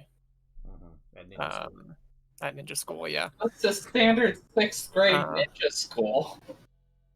I studied the topic during my training. Algebra, mitochondria, and the Tengu. Yeah. Mitochondria, my favorite subject. The powerhouse of the mountain. Fuck you. That's exactly what I was going to say. It's the powerhouse of the soul. Oh my gosh. Ark will chime in and be like, corruption doesn't necessarily make everything strong, right? You Some do know what Orochi is, right? You've been here while we fought the two pieces of him, right? Okay, the first one was literally just a tooth, and the other one was just like its tail. Like, No, the first one was like mostly a weapon. It was the tail that was, in fact, a fucking slab of tail. yeah. So in all fairness, I think at this point we're fighting like somebody's sunburnt skin that they peeled off. So Ray will chime in, like sort of sidle up against Yukio and drag him over to Lee and kind of huddle down with the two ninjas and be like, all right, so we don't know whether or not the Tengu... The monks say they're our enemy. Would you confirm it? We have no way of knowing. You can recon. Or we can wade in.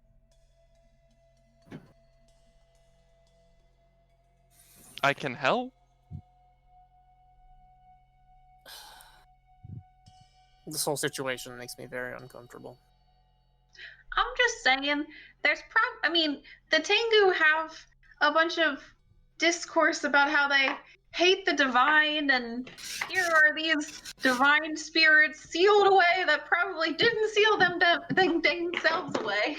I believe them, but maybe it's just in me to believe the All I'm better nature saying, of things. all I am saying is, let's get a better handle on what's going on.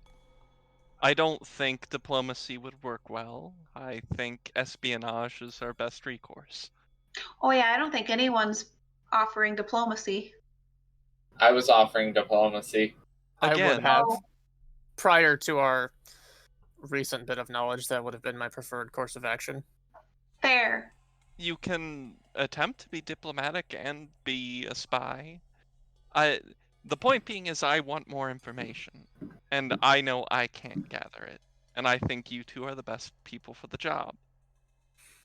I talked my way past the snake. Barely. We talked our way past the snake. You're an apprentice.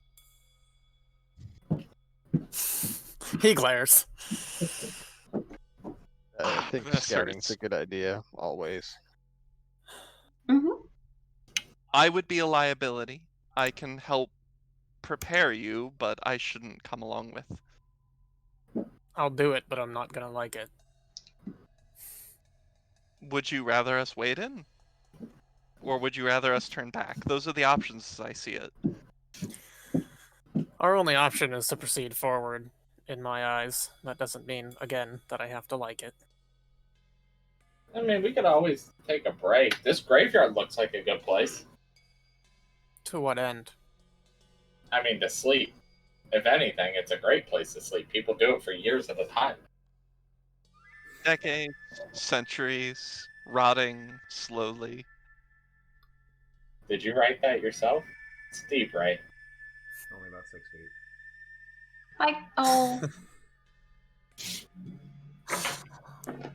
Well, that was a fun campaign, guys. I'll see you later. Alright, so what's the plan, y'all? I guess we're going ahead. Okay, so Yukio and Lee are scouting? Or are you all traveling as a group? I believe we're scouting. Yeah, Lee and Yukio are scouting, I believe. Do we have any buffs or anything that we want to lay on them before they go? I technically can, but it's going to burn some very valuable spell slots. Decisions. I Like, can leave shadows around us. I already cast Longstrider on Yukio. I'll also do it on Lee. Well, giving it to Yukio will basically make his speed catch up to mine. I'm already Right. naturally So- faster. I mean, having one person even faster is one person who might make it back versus not. What's your speed? My speed, I believe, is 45. Okay, my base So, speed is yeah. 40, so I'm definitely Gotcha. going to do. I'm definitely going to do Long Strider on Lee as well. So you have a 50-foot movement and a Um, 55-foot movement then at that point.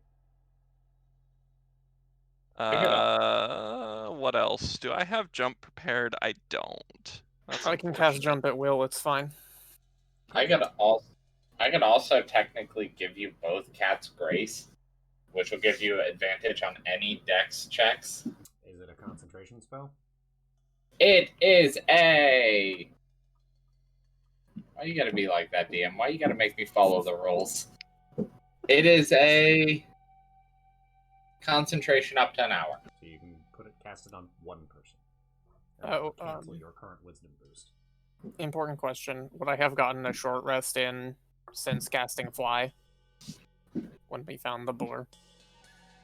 No. Okay. No, you've been traveling, which doesn't quite count as resting, unfortunately. That's an hour. We could rest here if you wanted. Yeah, We could. If you guys want to take an hour, you're welcome to. Yeah, I mean, why not get me a spell back? Sure. We'll Nobody assume that objects. I take that. Yeah, you will cast your spells when it becomes relevant. I'm not going to screw you over with what you. That's just like you're going to cast those things once they head on. So, all right, you guys are able to take a short rest. Is there anything you'd like to do during this rest? Any conversations to be had or things to surveil?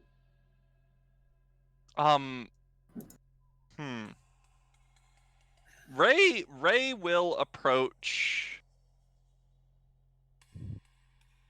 Ray will approach Yukio during the rest, Okay. and she's going to.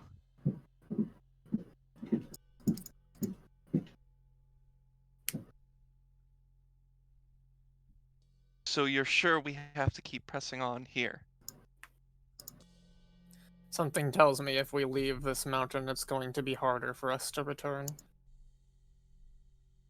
I don't disagree, but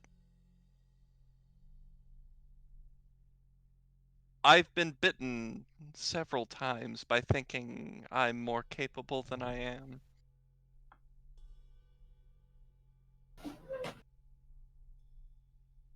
Well,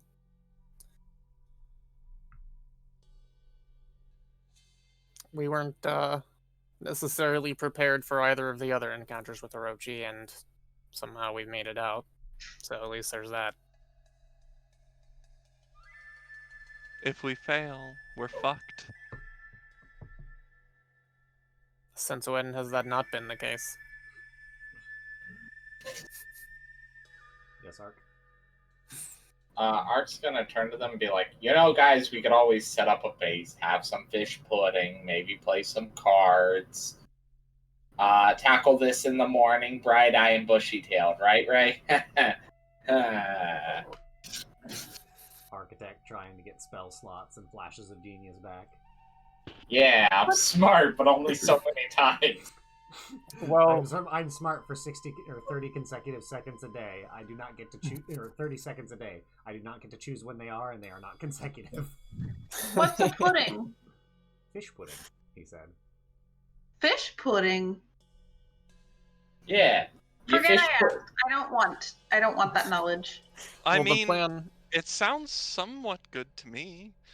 Yeah. A nice You got parfait. Bias. The Yeah, plan fish- was for us just to scout ahead, so there's nothing saying we couldn't rest afterwards and then decide to press on after that. Yeah. Go. Well, you still have some daylight left. So, Yukio, Lee, is the time to take off. You will I complete guess your so. short rest to get your spell slot back. Yep.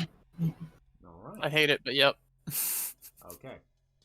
The pathway is forward. Ray, you cast both of your spells on Yukio and Lee. Ark, are you casting a spell of any kind on either of them? Also, May, are you providing any sort of spell buffs or anything like that? I might. If we're actually gonna rest, I might consider helping these two schmucks. I can cat's grace the other one of them. Wait, doesn't Yukio already have advantage on stealth from like the shoes or something? Yeah, from Boots of Oh yeah. Only I would need the cat's grace. Can either one of you make yourself invisible? I think I know invisibility. Yeah, I do know invisibility. Do you, Lee? I cannot. You guys just want to roll into this junk invisible? That's pretty good stealth right there. It's as good of an idea as any, and I can actually cast invisibility on up to 4 people. So, Oh, Does it well. last? 1 hour concentration. Okay. Oh, Does anyone have greater invisibility? I have gas. Oh wait, gaseous form. One of you gets to be a fart. I I guess I will drop my Byakugan to give, I don't know, Lee Cat's Grace. Okay. Is there any other ability that you would like to enhance, May? On either one of them?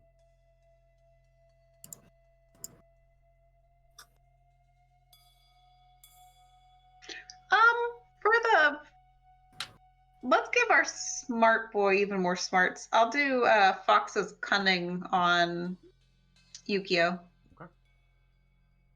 Oh, you're so smart. Advantage on intelligence checks. Oh, I'm not that smart. I've only got a 10, but I'm the smart boy. Yeah. And Ray's the smart fox. I got charisma. Yeah. I have a +1 intelligence, but I am not proficient in any intelligence skills. I'm Well, only proficient in Arcana. Oh wait, you I'm, also were I'm gonna do some proficient in scouting. investigation. yeah. Oh boy. Just Well, onward, I suppose. Alright. I'll make us invisible too. Why not? The order will have to do that is I cast Pass Without Trace, and then, And then you make us invisibility. invisible. Okay, cool. So you have to be able to see them. Yep.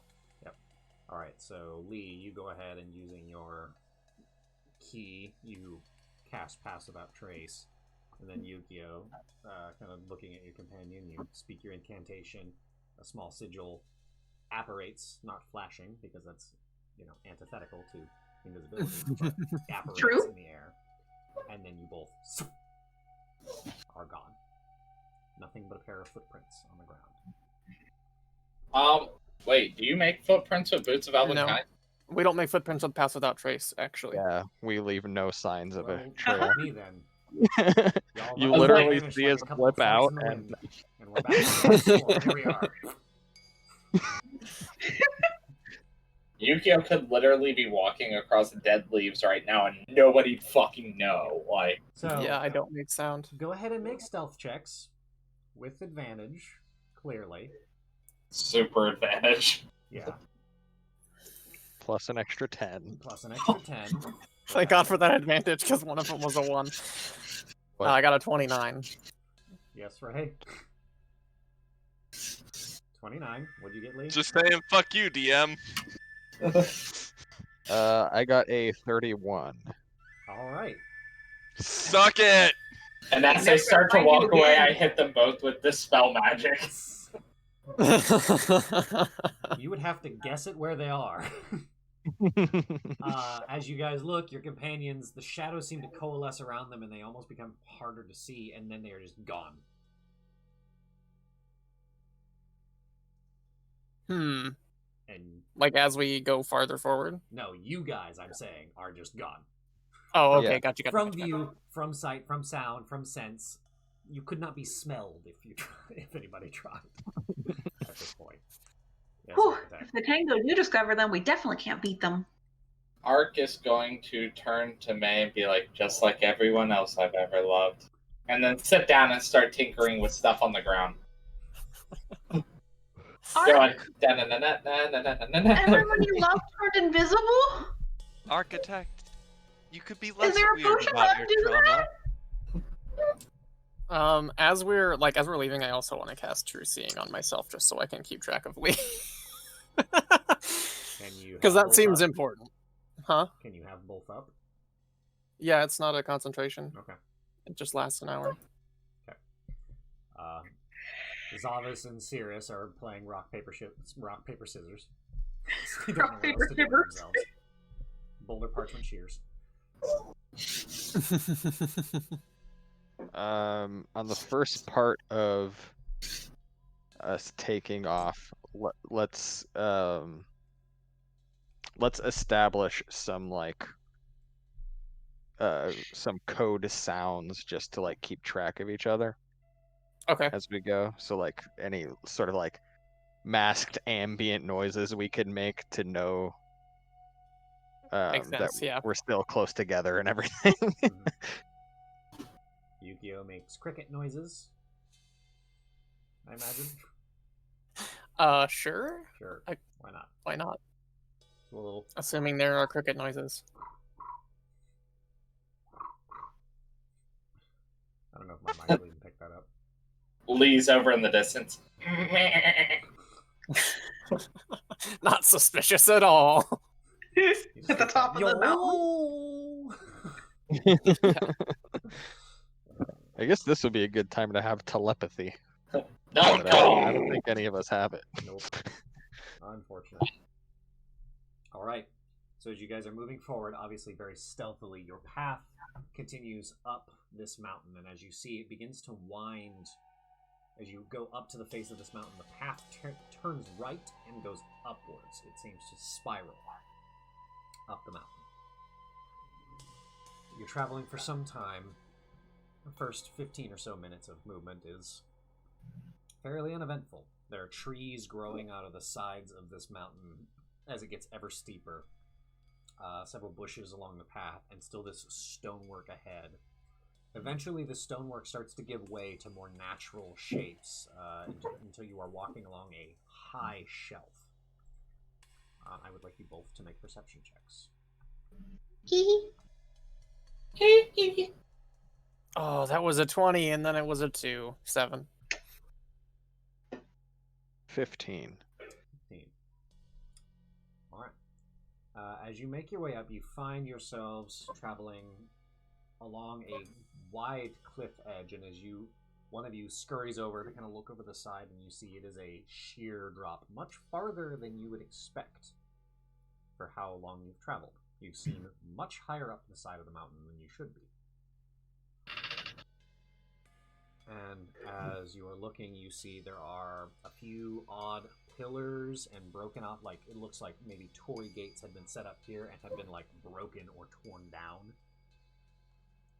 And you see further evidence of, for lack of a better way to put it, desecration.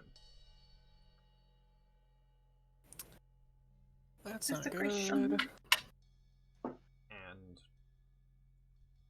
Lee, you get a little prickling sensation up your neck. Okay, Let's I see will. if I can point you. Map. Right. As I'm not going to put your guys' icons up here, but you see atop an old and twisted tree. There we go. Atop an old and twisted tree, as you look up, you see a figure in robes of a sort, like standard older, just common attire, kind of the hakama coat or the hakama pants, and just a simple men's kimono top, and a belt around, and you see a pair of large black feathered wings that are kind of furled behind it, and this entity just crouching on the top of this tree. Heavy shoulders, muscular body as it sits, its feet like a pair of large raven's feet clinging to the wood. Its skin is blood red, and almost like it glistens as if they are covered in blood. Their face is strong and sturdy with this very like sharp angles, almost as if the head is sort of elongated along this plane with its jaw kind of jutting forward, and then a long kind of like square-tipped nose coming off the face with wide, angry nostrils, a furrowed brow, and you see fanged teeth underneath a perpetual grimace as this thing has just a small stick or splinter and is picking its teeth. You see a pair of swords in its waist, as if it's got a pair like a daisho, the long and short swords, set in its waist as it sits and picks its teeth and is looking, and just seems to casually be keeping watch. As you kind of follow its line of sight and look around, you eventually see up against the cliff wall, probably about 30 or so feet up, two other similar figures, similarly garbed, up, just kind of perched on the rocks up against the wall. There are three of them, and these guys are as muscular as Zavis. They are burly, and their large black wings, even furled up, perched along this stone. You can see they hang probably 4 or 5 feet below their crouched foot level. And all of them have weapons at the ready. One of them is clutching like a spear in its hands. Another has a pair of like odd fans stuffed, and then is holding another, like, it has a couple of fans stuffed alongside with one sword. They seem to be watching, their heads turning. Okay, so each of them with this perpetual grimace and that shiny skin, and it almost looks wet or like glazed ceramic. With that bright red. And the one just continues to pick its teeth and look. So when I first just earthy tones with black and white over the top of it. When I first see them, I will do the audio signal to Yukio to stop and be alert. Okay. For the purpose of this, I will say make a sleight of hand check with advantage. Okay. Oh man, if I given him those gloves. Nat 20 for 28. Correct. There you go. And I will also do the signal to suggest we turn back now. Okay. Do I pick up anything from the Tengu with True Sight at all? You do. As you look up at this entity, you see, whereas Lee can see just a red iridescent figure, what you see is this entity looks to be splattered with viscera. It is perpetually dripping rivulets of blood, kind of running down its face and pouring down to the ground below. Its wings are covered in numerous wounds that, as if they never healed. There's a large, horribly split gash in its face that runs from right about the temple all the way down, splitting one of the lips, or the upper lip and the lower, down before it leaves with a ragged open cut on the chin. This entity is covered in wounds, and you can see the blades on its waist. The saya, the scabbards, seem to be wrapped in some kind of skin, but not like tanned and like coated with leather. They are string tied and wrapped with flesh. Okay. You are looking at a spirit of war, and it is in all of its glory. Dang. I don't know Yeah, why. diplomacy definitely not an option. I mean, maybe for cowards. I'm waiting for your signal to confirm that you're ready to leave. I will give my signal. Go ahead and make a sleight of hand check with advantage. You rolls a 1 and a 1. Actually, I rolled a 4 and an 18. Okay, that's better. 21. 21. Okay. As you make your symbol just a slight cricket sound in a certain pattern, Lee, you turn to move, and as you do, you see the Tengu atop the tree stand straight up. Its grimace growing a little bit more feral. Grimacy. As it turns, and you can hear a kind of a heavy rumbling, like a growl. Just this. As its head moves side to side, one hand reaching up and grabbing the hilt of its sword tightly, and you can hear the twist of leather and the slight clinking of metal as it. I'm gonna walk over to where Lee is standing. You 'Cause I can see him. roughly have an idea where he is. I can see him. No, Oh, I yeah, can you see him. can, I'm right. right. You walk over to Lee. I'm gonna walk over to him and Dimension Door us 100 feet back. Or however far back it can take us. It can take you like 800 feet, I think. 500 feet. 500 Yeah, feet, okay. So I'm gonna take us 500 knowing feet. the path that you traveled, you just grab him and shoo, you guys are gone. 500 feet back, you appear a ways away. Lee, you didn't really even have a moment to react. He just kind of walked up to you. You didn't see him, and there was You a feel on the your hand. shoulder, and then the environment is different. Kidnap. Thankfully, I've done this to you before, so you at least know what it feels like. He just hit you with the hard fuck this shit, I'm out. I'm gonna get the fuck on out of here. And before we teleport, I'll say, sorry, I thought it best that we evacuate immediately. Let's see. Components verbal. So you had to say something to cast that spell. Mm-hmm. Yeah. Oh shit. Well, if they were only suspicious of us before, now they know we were there. I suppose. You Well, guys let's go have back to the group. a little bit of walking before you make your way back. Are you guys heading back stealthily? May as well. Okay, make stealth checks for me. You'll have to recast invisibility too. If we need it. I don't really think we need it, do we? I can, but... Oh, I got As you you. cast your spell, you guys appeared for a moment and then teleported. Yeah. Would Lee appear, or would just I appear? You were the source of the invisibility, so you both. Oh, would- true. Yeah.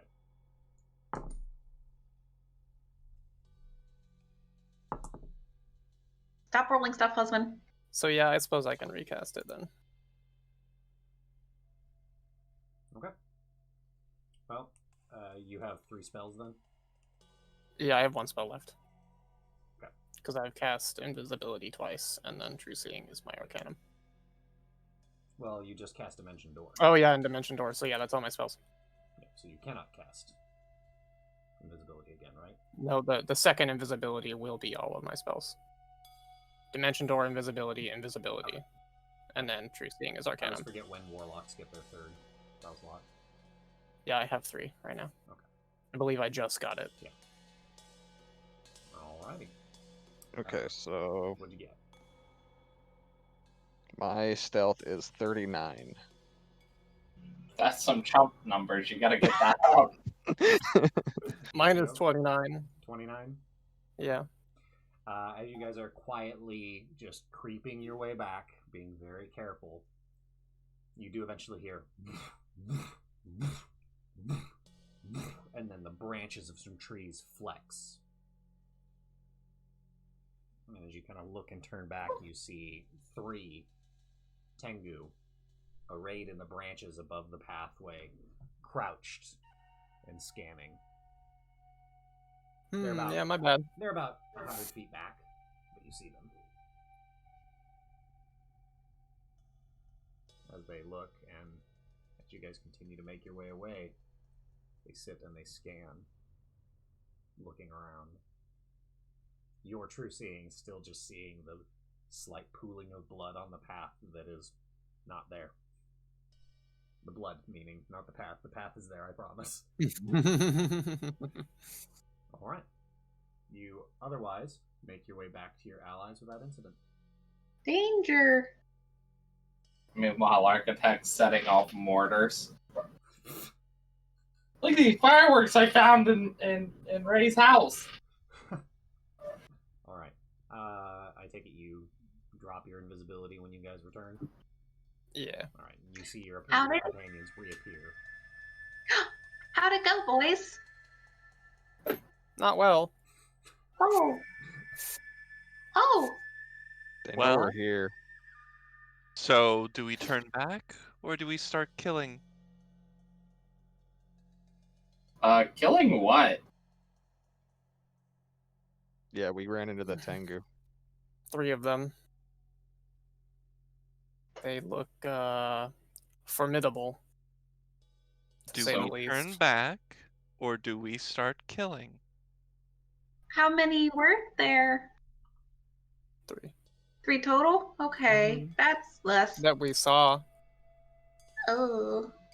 We encountered 3. That does not mean there are only 3. Sounds like the Tengu are ready to Tengu. I do like dancing now that I've seen it. You want to give them lessons, Ark? I give them a lesson. I give them a lesson with my fists. They don't seem too keen on visitors. There's no turning back, and I don't think there's any resting here either. We're very close to them. Then let's finish this. Ray will start walking up the path. Well, Ray, let us know how that goes.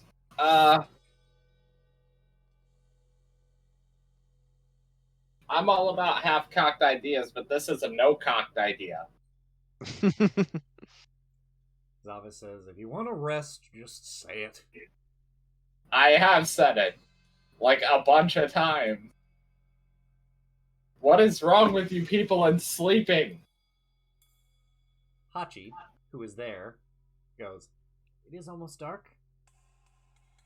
And I don't know. As much as I don't like staying in a graveyard, it does seem safe-ish.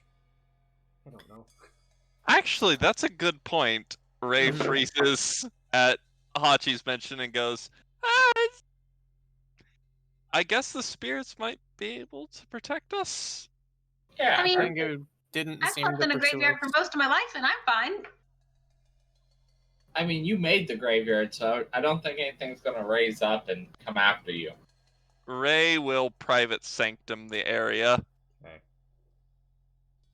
I don't believe the Tengu followed us any further, right? It was just that first extension They of their flew line. about 400 feet to catch up with you guys, but Well, yeah, but I mean, like, after they landed nope, the first time, they simply didn't watched continue. the path to try and see where you went.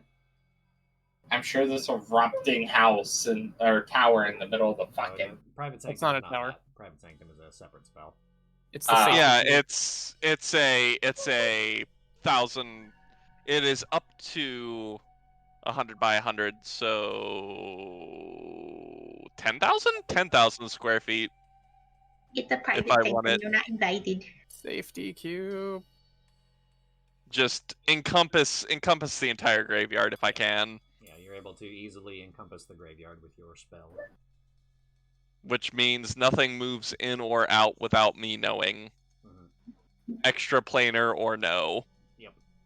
It doesn't stop them from coming, Nope. but I will sure as fuck know it. Yeah, you will be immediately aware if anything enters. Yeah, my only concern is us being so close. They might send some scouts in the air, since they And- know a presence is here. It's a 3-dimensional thing. So it's 100 by 100 Well, yeah, but they by could 100. still they Yep. could still see us from above, though. They So, could see us, but they couldn't do anything unless they dropped through. I mean, they could hurl javelins as an example, but They would be Anyway. blind. No, they would be blind. No, They can't see through it. inside it. oh, Nope. okay. It They becomes can't a see- featureless cube. Yep. That's cool. They can't see, they can't hear, they The can't do graveyard hasn't loaded anything. yet properly, so it's just not there. Fog of war. Missing chunk. It's that block of developers gray. Precisely that. Like it is just a chunk of I'm sorry, we haven't been able to render this part of the map yet. Oh, Diablo that's 4 is looking great, guys. well, that's good enough for me. I'm gonna pop off one of my cloaks, lay it on the ground, probably the cloak of the Manta Ray. I don't see myself swimming anytime soon. And then I'm gonna unfold my boat and lay it over top of me like a cocoon. Okay. Are you guys all bedding down to rest then? May as well. Okay. Yep. Then that is where we will end tonight's session. I think that's a good enough stopping point. Yes. All right. Thanks. My We bad can- on that dimension door. We might need our paladin for the murder fest. Paladin won't It's be coming. here. Paladin won't be here next week. Oh shit. Well, we're gonna at least need punchy hit stuff. I'm glad we played this week. If we want to, we can skip next week as well so that we can all reconvene and do this next bit together, because it is likely to be pretty plot heavy. So Yeah. we can do Damn. something else next week if you'd like, streamed or otherwise. It is. Sounds Obviously, good my to me. preference would be to Wait. be there for next session, but Yeah, I think we should postpone it a week so that we can have everyone. Okay. Then we're in agreement. So we will reconvene in 2 weeks on this stream. We might throw something in on a Friday some other time. But thank you guys who are watching to stick with us. We greatly appreciate it. We've had a lot of fun tonight. And we'll see you guys next time. Have a good one.